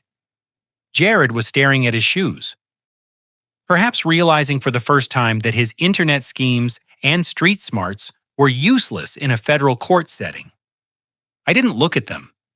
I looked past them to the third row where a sweating man in an ill-fitting suit was trying to make himself invisible. I called Dr. Reginald Evans to the stand. I announced, my voice filling the room without the need for a microphone. Evans froze. He looked to Jared for help, but Jared was busy pretending he didn't exist. The bailiff, a burly man who had worked my courtroom for years, moved toward the aisle. Evans stood up shakily, his knees knocking together. He walked to the witness stand like a man walking to the gallows. He was sworn in. He sat down. He wiped his forehead with a handkerchief that was already damp. Mr. Caldwell, Judge Anderson said, nodding to me. Your witness. I didn't go to the podium. I walked right up to the witness box, encroaching on his personal space looming over him. I let the silence stretch, letting him stew in his own anxiety. State your name and occupation for the record, I said. Reginald Evans, he squeaked. I am a geriatric specialist. A neurologist. A neurologist, I repeated, savoring the word. Impressive.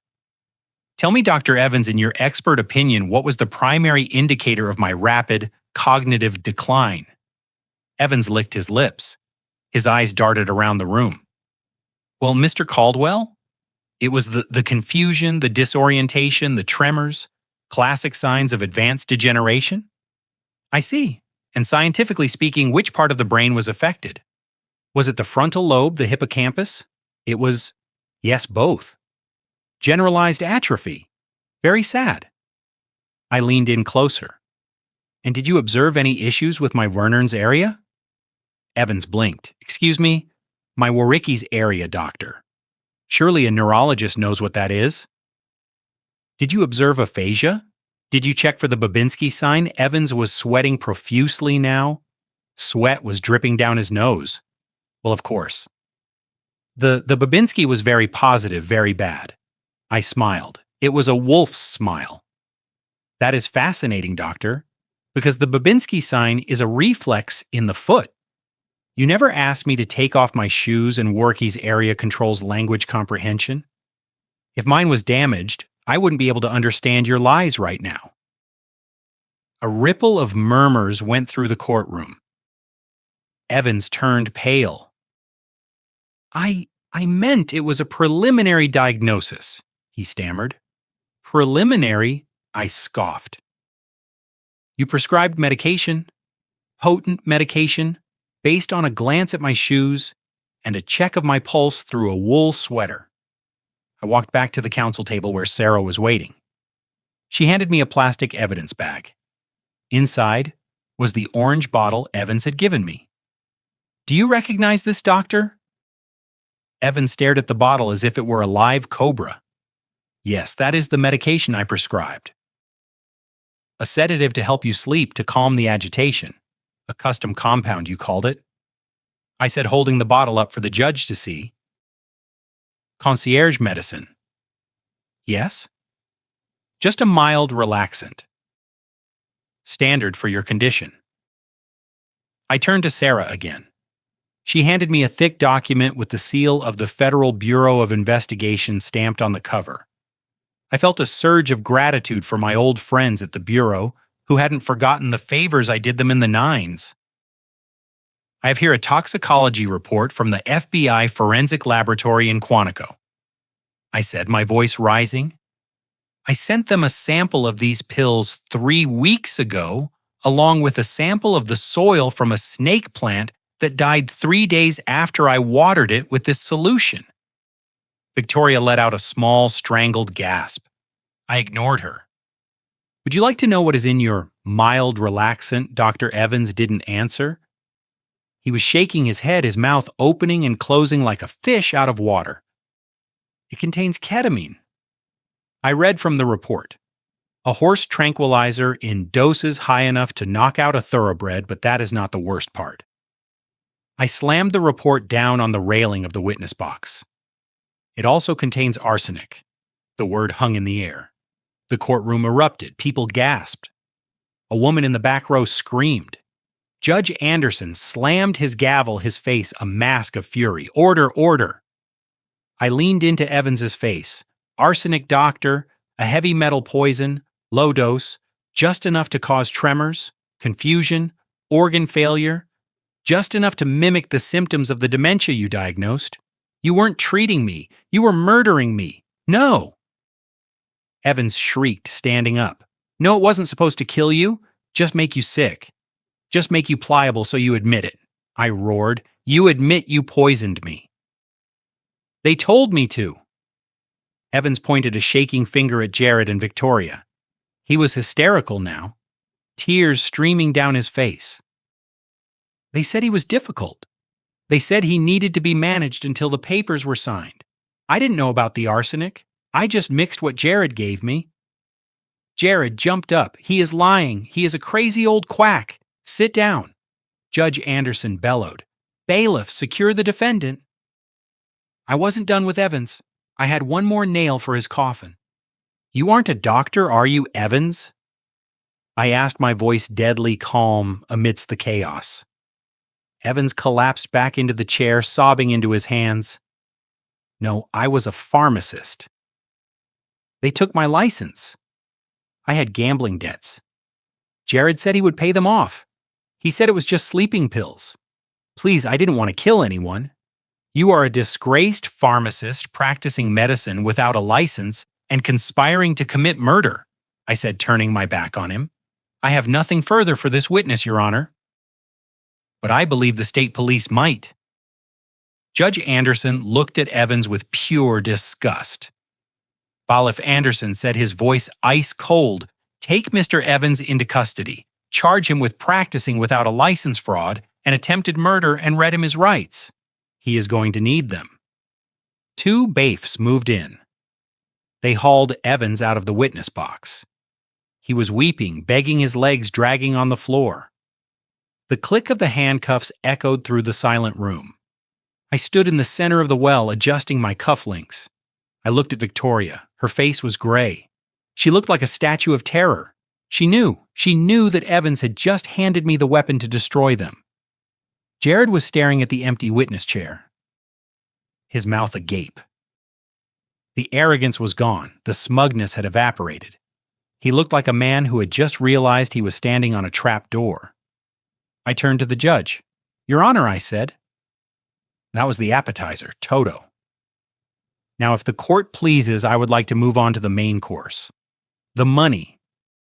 Judge Anderson nodded slowly. Proceed, Mr. Caldwell. I walked back to the counsel table. Sarah handed me the next file. The financial records of the bank transfers the smoking gun that would prove my daughter and her husband hadn't just tried to kill me. They had tried to rob my corpse before I was even dead. I looked at the USB drive in my hand. It felt heavy. Call Jared Miller to the stand, I said. The hunt continued, and I wasn't leaving until the cage was full. The bailiffs were still dragging the sobbing Dr. Evans out of the courtroom when I turned my attention back to the defense table. The air in the room was electric, charged with the ozone smell of a storm that had finally broken.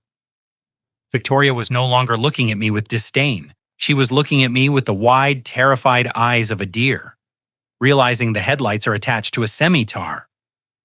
Jared, however, was trying to rally.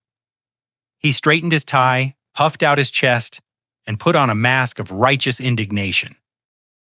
It was a flimsy mask, cracking at the edges, but it was all he had left. I called Jared Miller to the stand. I said, my voice cutting through the murmurs of the gallery. Jared stood up. He buttoned his jacket, a nervous tic I had noticed years ago. He walked to the stand with a swagger that was entirely unearned, trying to project the image of a successful businessman who was simply misunderstood. He took the oath, his hand resting on the Bible, swearing to tell the truth. The irony was thick enough to choke on. He sat down, adjusting the microphone. He looked at the jury box, flashing a charming, boyish smile that had probably worked on his mother, but was useless here. Mr. Miller. I began standing behind the podium, resting my hands on the wood. Let us clarify your role in my life over the past 3 months. You moved into my home. You took control of my schedule. You managed my affairs. Is that correct? Jared nodded solemnly. Yes, Harry. Mr. Caldwell, Victoria, and we just wanted to help. You were grieving. You were confused. We stepped in to shoulder the burden. We only wanted what was best for you. What was best for me? I repeated, letting the phrase hang in the air. You are a devoted son-in-law, then selfless. I try to be, Jared said, lowering his head modestly. Family comes first. I walked over to the counsel table. Sarah handed me a remote control. I pointed it at the large projection screen mounted on the wall to the left of the judge's bench. Let us talk about my car, Jared. My 1967 Shelby Mustang. You told me you took it for service. You told me it was unsafe for me to drive. Jared shifted in his seat. Yes, that is right. The brakes were shot. The steering was loose. I was protecting you. I clicked the remote. A document appeared on the screen. It was a bill of sale dated the morning after my car disappeared. It was signed by Jared Miller. The buyer was listed as Exotic Auto Salvage. The sale price was $80,000 cash. This is a bill of sale, Jared, I said, my voice hard. You didn't take it to a mechanic. You sold a $200,000 car to a chop shop for $80,000 in cash. Is that how you protect me, by liquidating my assets for pennies on the dollar? Jared's face flushed a deep, ugly red. I had to. The repairs were too expensive. I was going to put the money back into the house upkeep. It was a financial decision. A financial decision, I echoed. I see. I clicked the remote again. A new document appeared. It was a digital bank statement from an offshore gambling website called Bet King. The account was registered to Jared Miller. The date was the same day as the car sale. The deposit amount was exactly $80,000. Can you explain to the court, Mr. Ance Miller, how depositing the proceeds of my stolen car into an online poker account constitutes house upkeep? The courtroom gasped. It was a collective intake of breath. Jared opened his mouth, but no sound came out.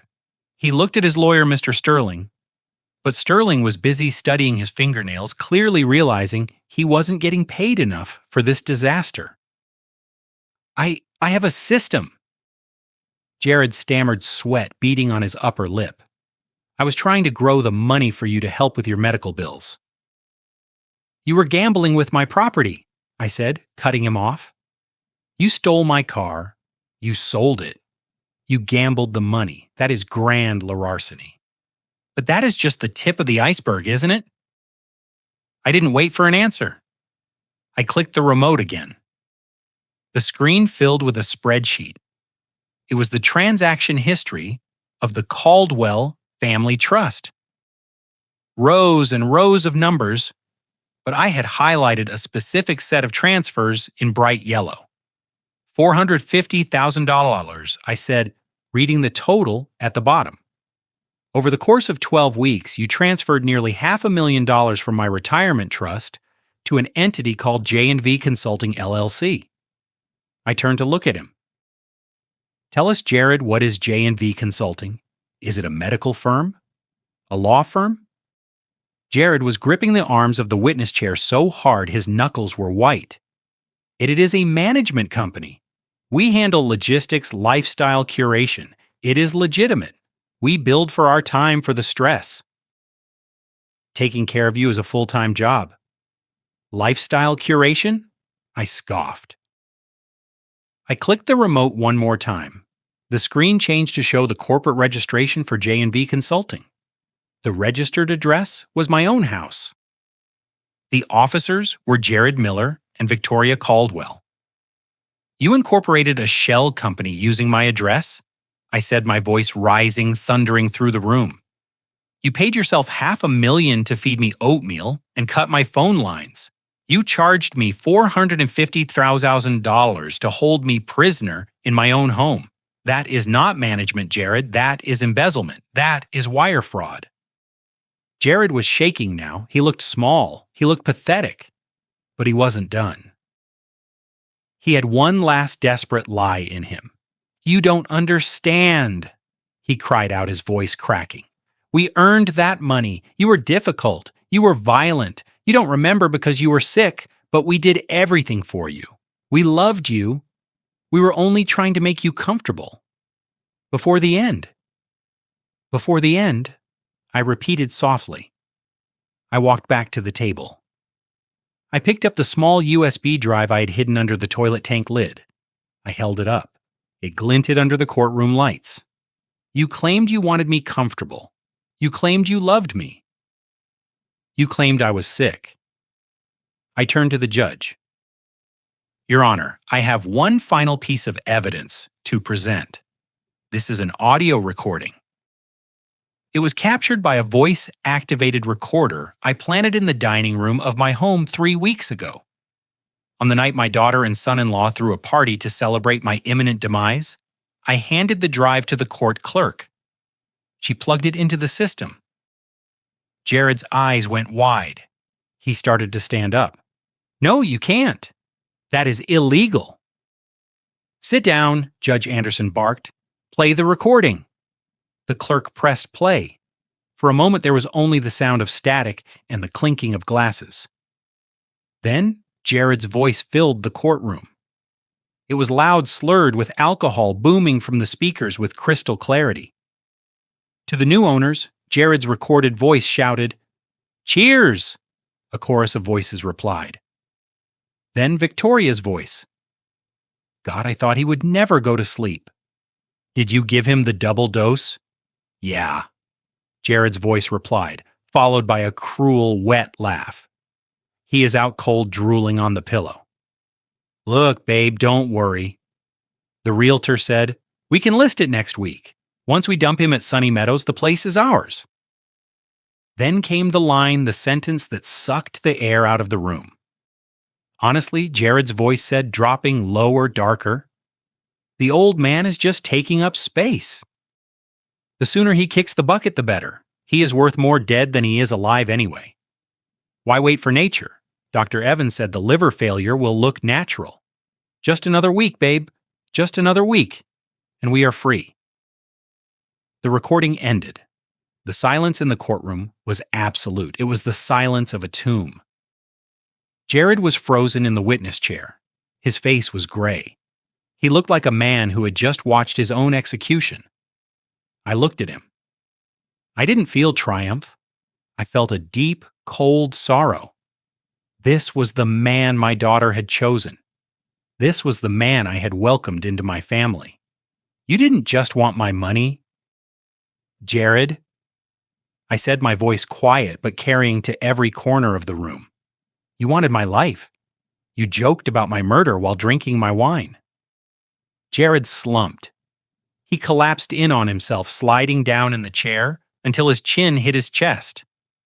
He began to weep ugly, gasping, so it wasn't my idea, he blubbered, pointing a shaking finger at the plaintiff's table.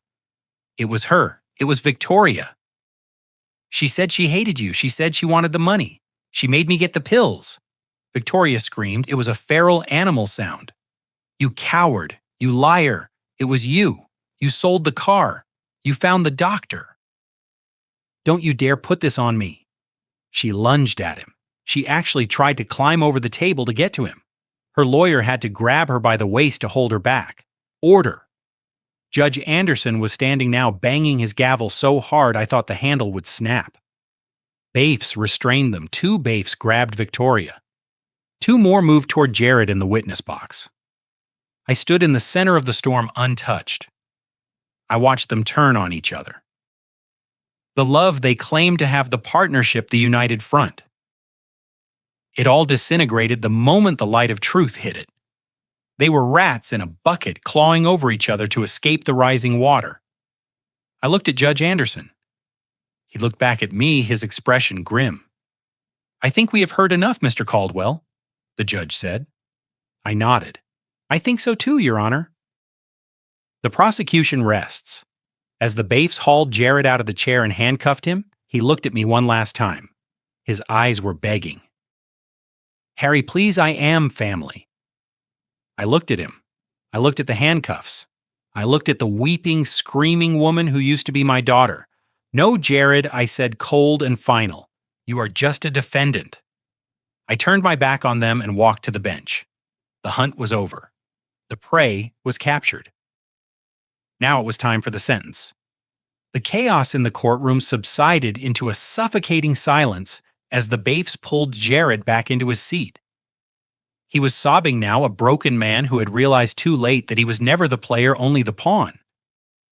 But I wasn't finished. I turned my back on him. He was no longer relevant. My focus shifted to the woman sitting next to him. my daughter Victoria. She was trembling. Her face, usually so composed and mask-like, with expensive makeup, was streaked with tears and mascara. She looked up at me, and for a fleeting second, I saw the little girl I used to push on the swings in the backyard. But that image burned away instantly, replaced by the memory of her voice in the kitchen, telling me to disappear. I didn't return to the podium. I walked right up to the plaintiff's table. I placed my hands on the wood, leaning in, until I was inches from her face. I didn't shout. I didn't need to. In my courtroom, the quietest voice was always the most dangerous. "Victoria, look at me," I commanded. She shook her head, staring at her lap. "Look at me." I repeated, my voice cracking like a whip. She flinched and slowly raised her eyes. They were filled with terror. "You fired Mrs. Higgins," I said softly. "She worked for us for 30 years. She ironed your prom dress. She made you soup when you had the chicken pox. She held your mother's hand when she took her last breath. And you threw her out on the street like garbage because she was an inconvenience to your theft. You accused a good woman of stealing a spoon to cover your own crimes." Victoria opened her mouth to speak, to lie, but I cut her off. "And the plant." I continued, my voice dropping an octave. "Your mother's snake plant. The one thing in that house that was still living, still growing, still hers. You didn't just poison me, Victoria. You practiced on her memory. You poured arsenic into the soil of the one thing your mother loved, just to see if it would work on me. You killed a piece of her soul to get to my wallet. I didn't mean to," she whimpered. "It was just we needed you needed." I scoffed. "And then when you had stolen my car, and my money, and my dignity, you decided to discard me. Sunny Meadows, $800 a month. That was the price tag you put on my life. You were going to sell the home I built with your mother, wild, for millions. And you were going to lock me in a room that smelled of urine and despair to save a few pennies. You were going to let me rot alone in the dark while you drank champagne in my living room." I straightened up, looking down at her with a mixture of pity and revulsion. "I have spent 40 years on the bench, Victoria. I have seen murderers, thieves, and liars. I have seen the worst of humanity, but I have never seen a betrayal as cold as this." I turned to address the gallery, to address the judge, to address the world. I could forgive a daughter who was foolish with money. I could forgive a daughter who made mistakes. I could even forgive a daughter who was selfish, but I cannot forgive the person who killed the father in her mind to trade him for a house. You didn't just want my assets, Victoria. You wanted my eraser, and that is a crime against nature." I walked back to the center of the well and faced Judge Anderson. "The prosecution rests, Your Honor." Judge Anderson took off his glasses. He looked old. He looked tired. He looked at Victoria and Jared with a disdain that was palpable. He didn't need to consult legal texts. He didn't need a recess. He picked up his gavel. It felt heavy in the air, a hammer of judgment poised to fall. "The court has heard the evidence," Judge Anderson said, his voice echoing in the vaulted ceiling. "And frankly, in my 20 years on the bench, I have rarely been so disgusted. The petitioners came here seeking guardianship over a man they claimed was incompetent. Instead, they have proven that the only incompetence in this room lies in their inability to conceal their own malice." He looked at the defense table. "The petition for emergency guardianship is denied with prejudice. Furthermore, based on the overwhelming evidence presented by Mr. Caldwell, including the toxicology reports, financial records, and audio recordings, this court is taking immediate action." Victoria stood up, her hands shaking. "Your Honor, please. We can explain. Sit down, Miss Caldwell," Anderson barked. "You will have plenty of time to explain, but not to me." He turned to the court clerk. "The court hereby revokes any and all powers of attorney held by Victoria Caldwell and Jared Miller regarding Harrison Caldwell. All assets transferred to J&V Consulting are frozen effective immediately." Then he looked at the bailiffs. "Officers, take Victoria Caldwell and Jared Miller into custody." They are to be held without bail, pending charges from the district attorney's office. I am recommending charges of elder abuse, grand larceny, wire fraud, and conspiracy to commit murder in the first degree." "No," Victoria screamed. It was a raw, piercing sound. "No, you can't." "Daddy, tell him. Tell him we are family." Judge Anderson wasn't finished.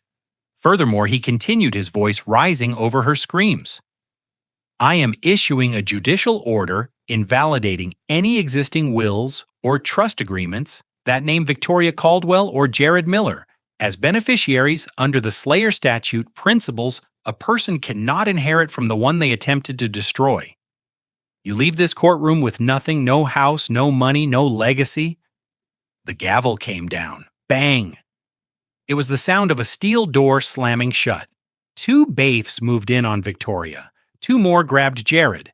They pulled them from their chairs. Jared was limp dead weight, sobbing quietly. But Victoria fought. She thrashed her expensive suit, twisting her hair coming loose from its severe bun. "Daddy," she shrieked, reaching out a hand toward me. "Daddy, please. I am your little girl. I am sorry. I didn't mean it. Please don't let them take me." I stood there stone-faced. I watched the handcuffs click around her wrists. The sound was sharp, final. Click. Click. "Daddy, help me." I looked at her. I looked at the woman who had fed me grar. The woman who had laughed when she thought I was losing my mind. The woman who had tried to bury me before I was dead. I didn't say a word. I didn't blink. I simply turned my back. I faced the judge's bench, straightening my tie. Behind me, the screams continued, desperate and shrill, fading, as they dragged her toward the side door, toward the holding cells, toward the life she had earned. Mr. Caldwell, Judge Anderson said softly, "I am sorry." I looked up at him. "I am not, Your Honor. The law has been served." I walked to the counsel table and began to pack my briefcase. My hands were steady. My mind was clear. The courtroom began to empty.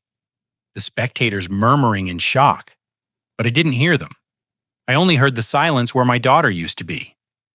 It was a heavy silence, a painful silence, but it was clean. It was the silence of a tumor that had finally been cut out. Sarah put a hand on my arm. "Are you all right, Harry?" I looked at the empty door where the baifs had taken them.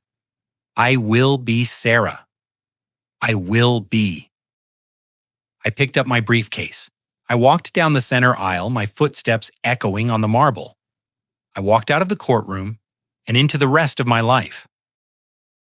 The ride back to Lake Forest was quiet, but it was a silence filled with peace, not tension.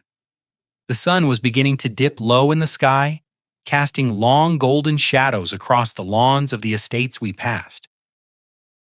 When Sarah's car turned into my driveway, I felt a physical weight lift off my chest.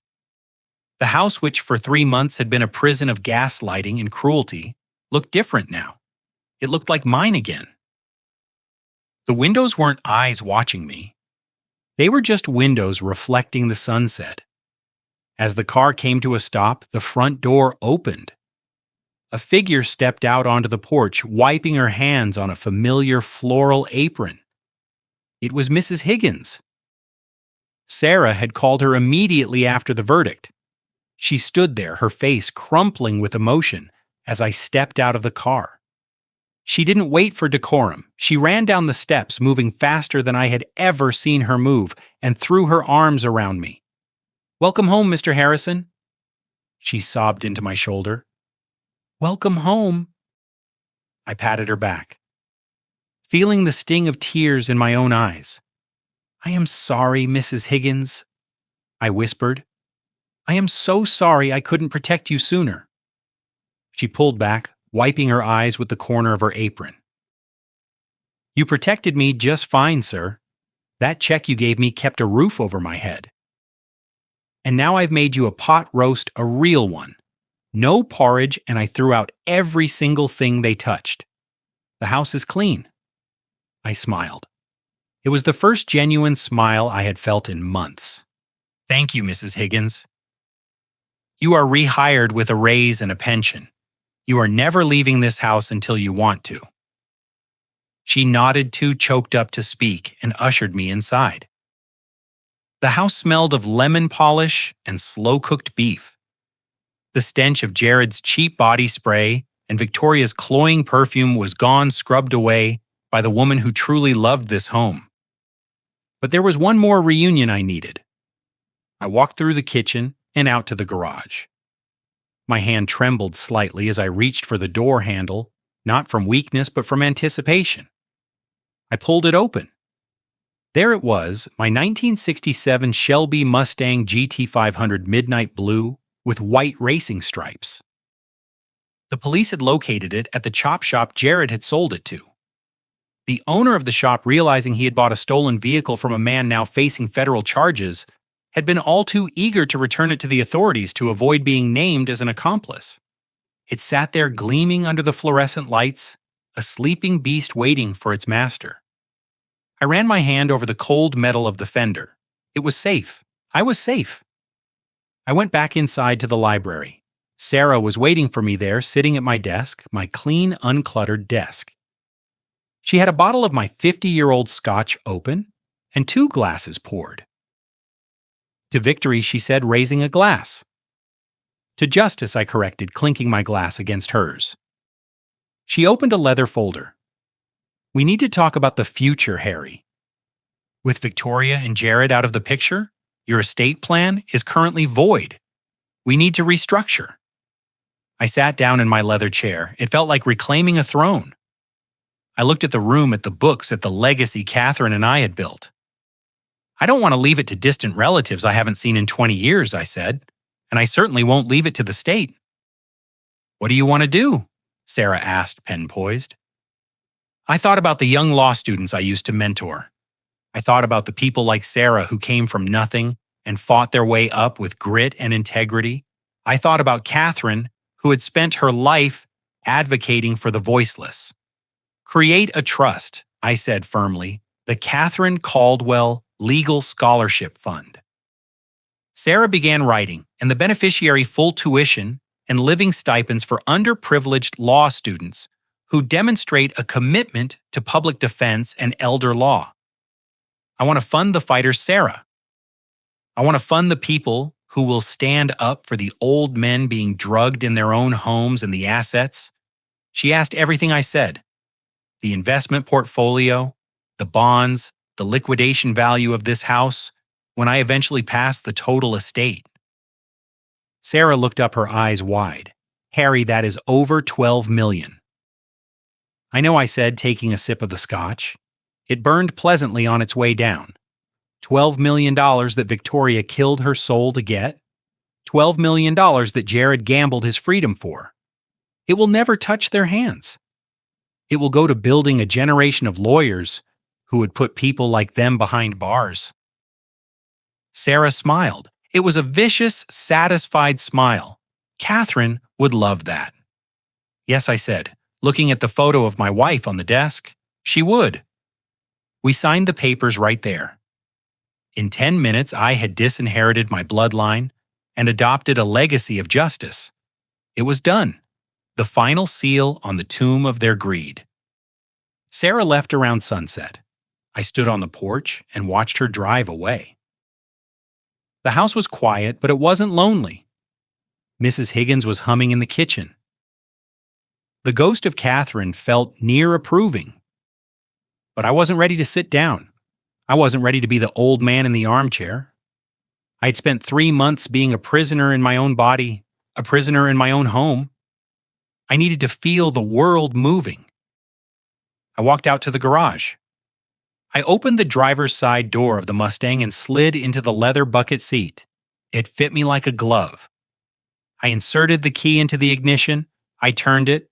The V8 engine roared to life. It was a guttural, aggressive sound, a lion waking up. The vibration hummed through the chassis, up through the seat into my spine. It was the heartbeat of freedom. I hit the button for the garage door. As it rolled up, revealing the twilight sky, I shifted into gear. I backed out of the driveway, the tires crunching on the gravel. I drove slow through the neighborhood, past the manicured lawns and the silent houses. But when I reached Lakeshore Drive, I let it go. I pressed the accelerator. The car surged forward, pinning me back in the seat. The engine howled. I watched the speedometer climb. 40, 60, 80. I rolled the window down. The wind off Lake Michigan was cold and sharp. It whipped through this cabin, blowing my silver hair back, stinging my eyes, filling my lungs with air that tasted of water and vastness. I looked at my reflection in the rearview mirror. I didn't see a victim. I didn't see a fragile senior citizen.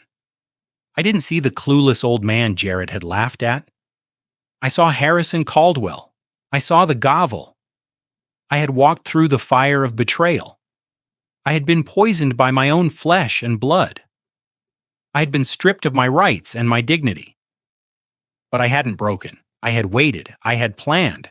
And I had struck back with the full weight of the law. I looked at the road stretching out ahead of me, endless and open. The streetlights blurred into streaks of gold. I was alone, yes, but I was free. I had reclaimed my life from the jaws of greed. I tightened my grip on the steering wheel, feeling the power of the machine, the power of my own agency.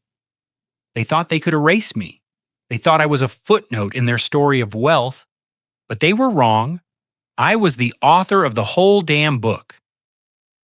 I smiled, and this time, it wasn't for a performance. It was for me. Justice, I thought, as the city lights danced on the dark water of the lake, doesn't always come from a courtroom. It doesn't always come from a jury or a verdict. Sometimes justice comes from the patience of a father who refuses to die. Sometimes it comes from the quiet, burning resolve of a man who knows exactly who he is. I shifted gears, the engine screaming in triumph, and drove into the night alive, awake and victorious. The most painful lesson I learned is that family is not a shield for cruelty. Sharing blood does not give anyone the right to strip away your dignity. I once thought enduring in silence was an act of love, but I realized that setting boundaries is the only way to survive. Never let anyone extinguish your light, even if they are your own flesh and blood. True justice isn't just found in a courtroom verdict. It is found in the quiet courage to stand up and reclaim your honor when you are backed into a corner. Did the Gavel's fight for justice resonate with you? Have you ever had to stand your ground against those closest to you? Share your thoughts, and tell me what city you are watching from in the comments below. Don't forget to like and subscribe to witness the next chapter of justice.